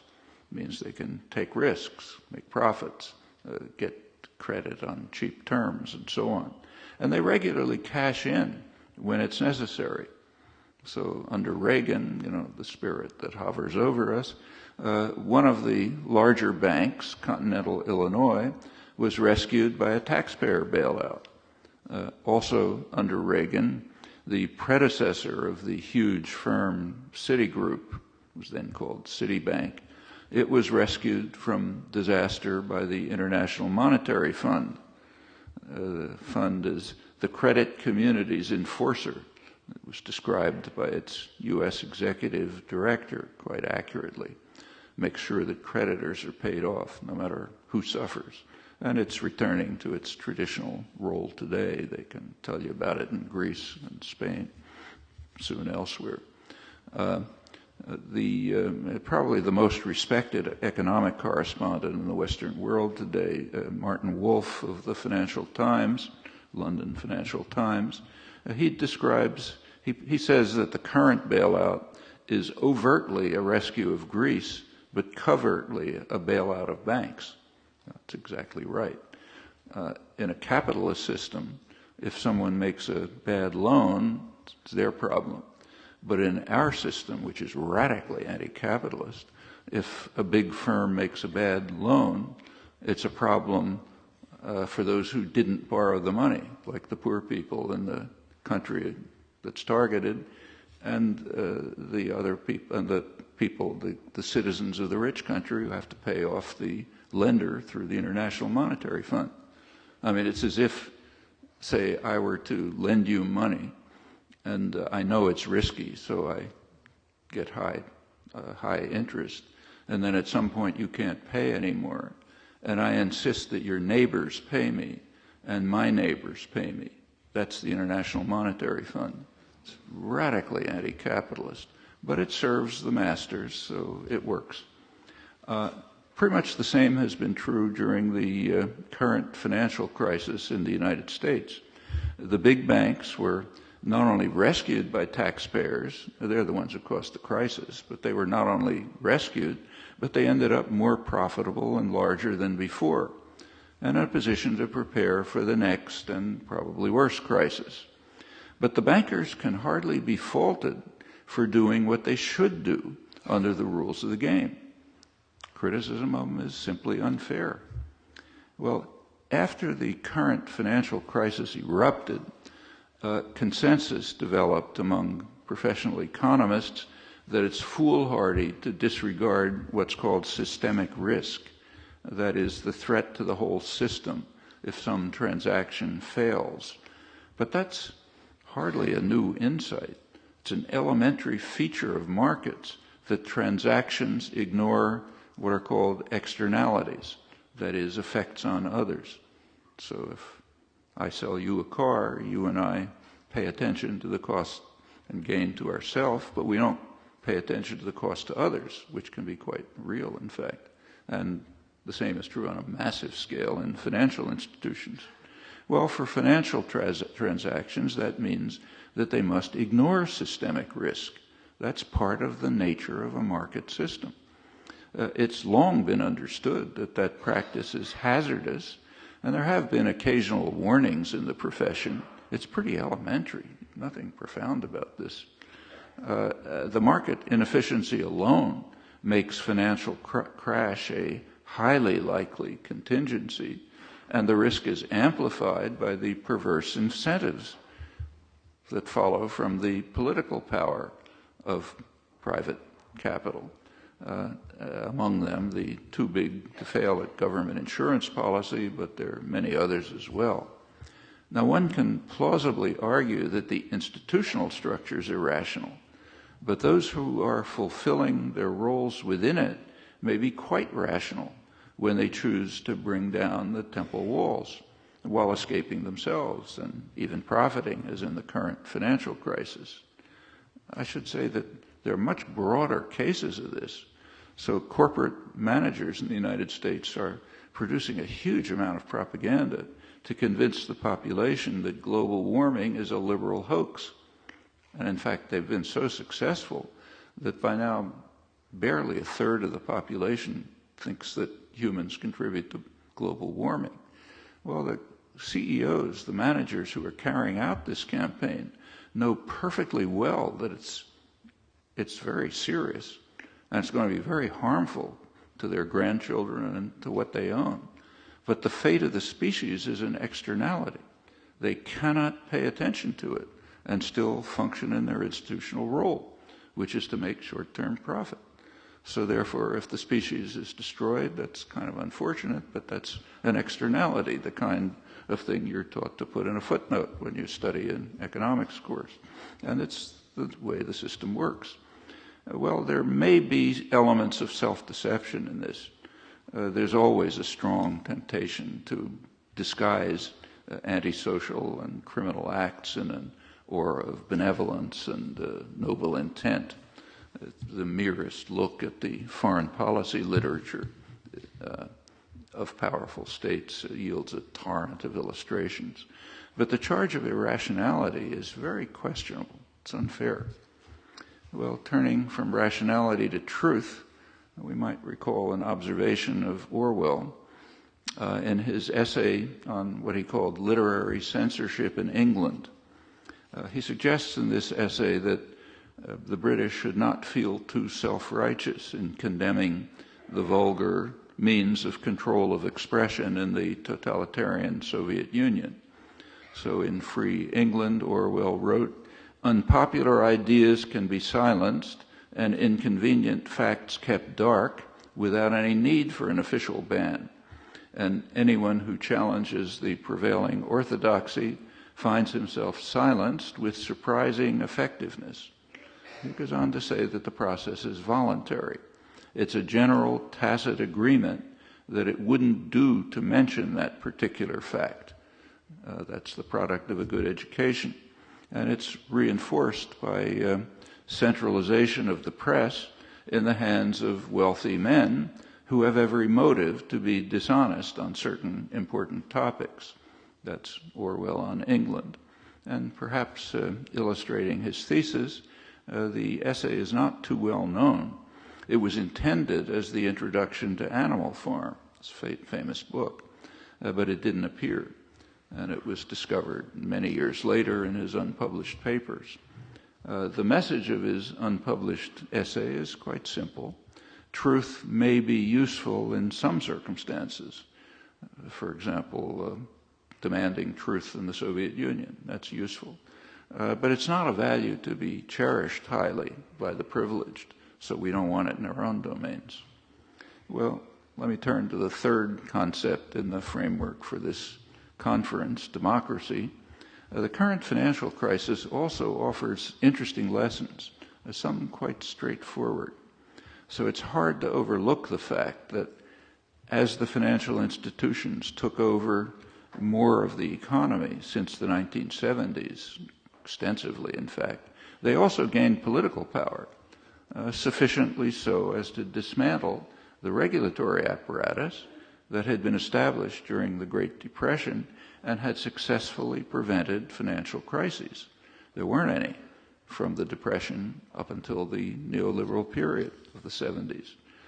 More generally, the financial liberalization helped institute what some international economists have called a virtual senate of investors and lenders, I'm quoting, who conduct moment-by-moment referendums on government policies.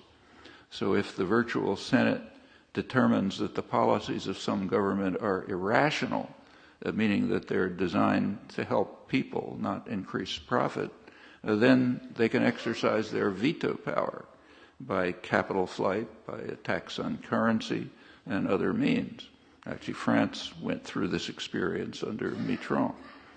To take a more recent example, which is quite enlightening, after Hugo Chavez was inaugurated, capital flight from Venezuela escalated to the point where capital held abroad by wealthy Venezuelans equaled 1/5 of Venezuela's gross domestic product. It's quoting OECD economist Javier Santiso. He adds that after the US-backed military coup in 2002 that overthrew the elected government, the response of the markets approached euphoria and capital started pouring back in, but then returned again a few days later, flowing out when the government was restored by popular protests. The virtual Senate was giving their judgment. And in general, with capital flow liberalized, which is what happened in the 1970s, governments face what's sometimes called a dual constituency. One constituency is voters, and the other constituency is the virtual Senate. And even in the rich countries, the private constituency tends to prevail, which means that financial liberalization serves as an effective curb on democracy. Maybe it's a coincidence, maybe not, but it's worth noticing that financial liberalization was introduced in the 1970s alongside of growing concern of elites over what they called the crisis of democracy in the 1960s, too much democracy. That's when normally passive and obedient sectors of the population, who are called the special interests, began to enter the political arena to put forward their concerns. And this excessive democracy, as it was called, was too much of an overload for the state, which could not attend properly to what's called the national interest. Now, the special interests are women, workers, farmers, the young, the elderly, minorities, majorities. In fact, the general population, they're the special interests. The national interest is defined by those who own and run the society. Actually, I'm paraphrasing closely the liberal internationalist sector of elite opinion. Those who, for example, staffed the Carter administration in the United States and their counterparts in Europe and Japan, liberal internationalists. You move further to the right or the business world, and the need to overcome the crisis of democracy was a still more pressing concern, and the rhetoric is much harsher. And many measures have since been employed to purge society of the evil of democracy. That goes on right to the present. Financial liberalization made a potent contribution to this, whether by design or not. Well, under powerful public pressure, these measures for undermining democracy were restricted under the Bretton Woods system that was established by the US and Britain after World War II. What had happened is that the Great Depression and the war had aroused radical democratic currents, which took many forms, from the anti-fascist resistance to working class organization. And these pressures made it possible, or from a different point of view, necessary, to permit social democratic policies in the industrial countries. The Bretton Woods system of regulated currencies and capital controls created space for government action to responding to the public will, that is, some measure of democracy. One of the designers of the system, John Maynard Keynes, he considered the most important achievement of Bretton Woods to be the establishment of the right of governments to restrict capital movement. In dramatic contrast, in the neoliberal period that followed the collapse of Bretton Woods, the U.S. Treasury Department now regards free capital mobility as a fundamental right, unlike the socioeconomic and cultural rights in the Universal Declaration of Human Rights, which are meaning health, right to health, education, decent employment, security. These are dismissed by the U.S. government as preposterous, mere myths, unlike free capital movement. Well, in earlier years, the public hadn't been much of a problem. The reasons are reviewed in the standard scholarly history of the international monetary system by economist Barry Eichengreen. He observes that in the 19th century, governments, I'm quoting him, governments had not yet been politicized by universal male suffrage and the rise of trade unionisms and parliamentary labor parties. Therefore, the severe costs imposed by the virtual Senate of lenders and investors could be transferred to the general population.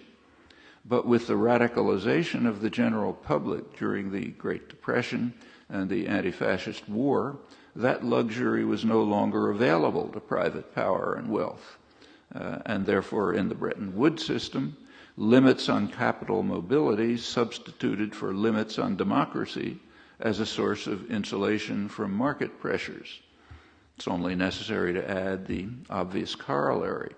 With the dismantling of the system during the great social experiment since the 1970s, financialization of the economy, functioning democracy is restricted, quite severely, in fact. Well, there are numerous examples of how deception, and among the more naive, self-deception, are used to overcome the barriers to right thinking that are posed by the stupidity of the average man.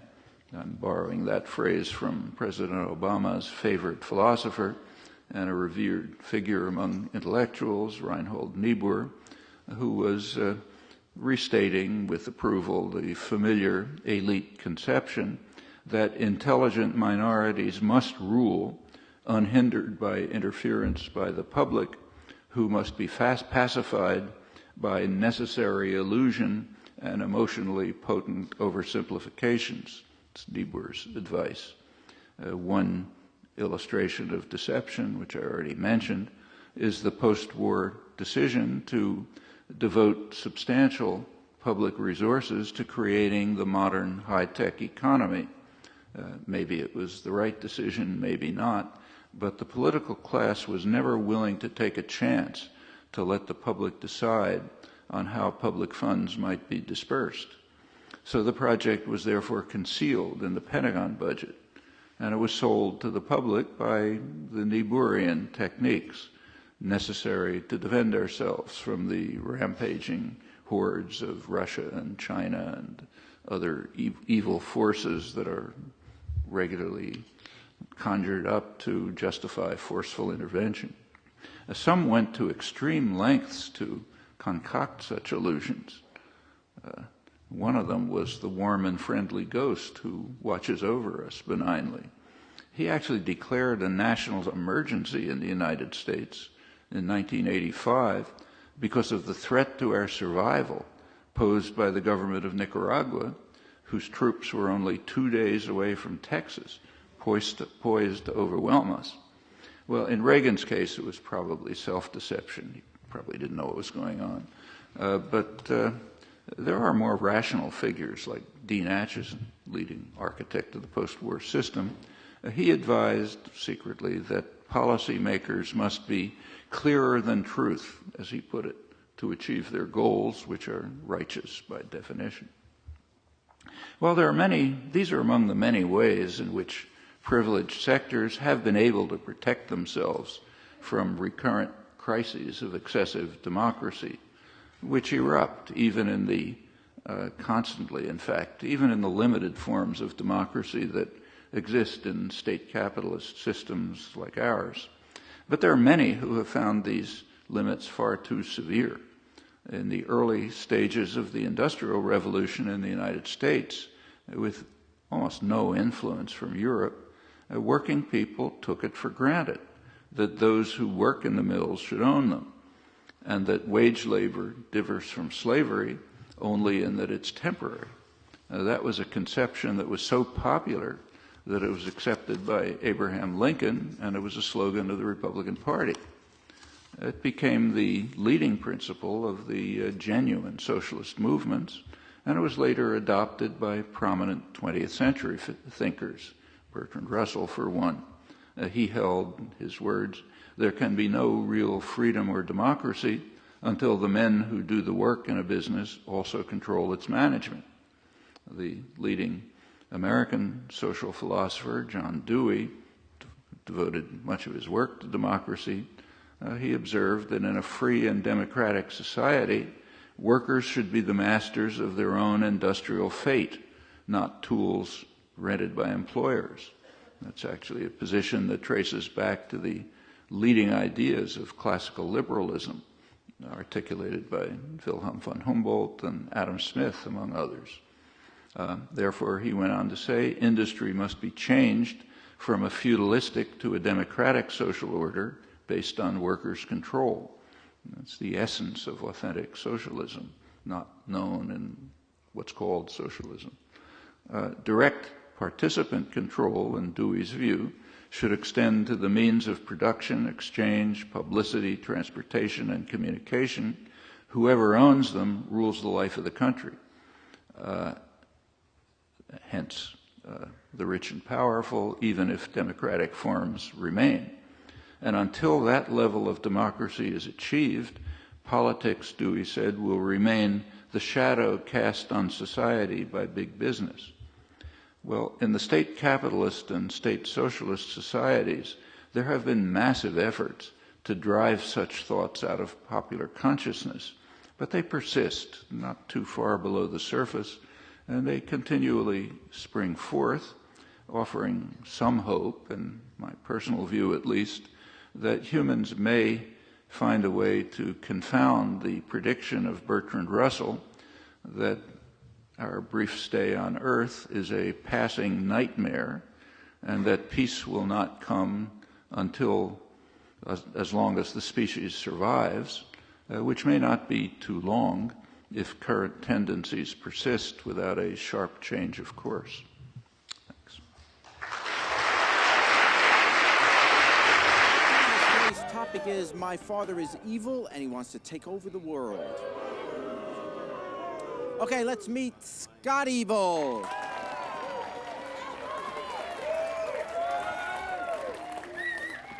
Hi, Scott. Nice to have you with us. Thanks, Jerry.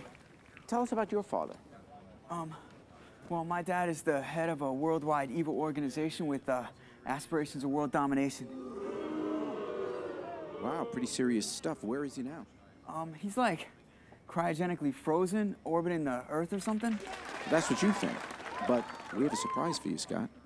Okay, let's bring out Scott's father, Dr. Evil.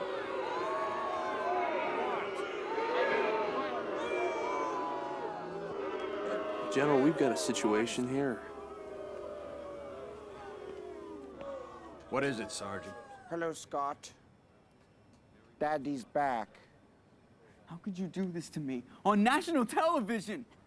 We're throwing me a freaking bone here, Scott. Why'd you run out on me? Because you're not quite evil enough. But it's true. You're quasi-evil. You're semi-evil. You're the margarine of evil. You're the Diet Coke of evil. Just 1 calorie, not evil enough. What are you, some kind of freak? Hey, shut up! Okay, come on. I'll kick your ass. Bring it on, you stinky! All right, come on. No one talks to my son like that. It's okay, Scott. You mother...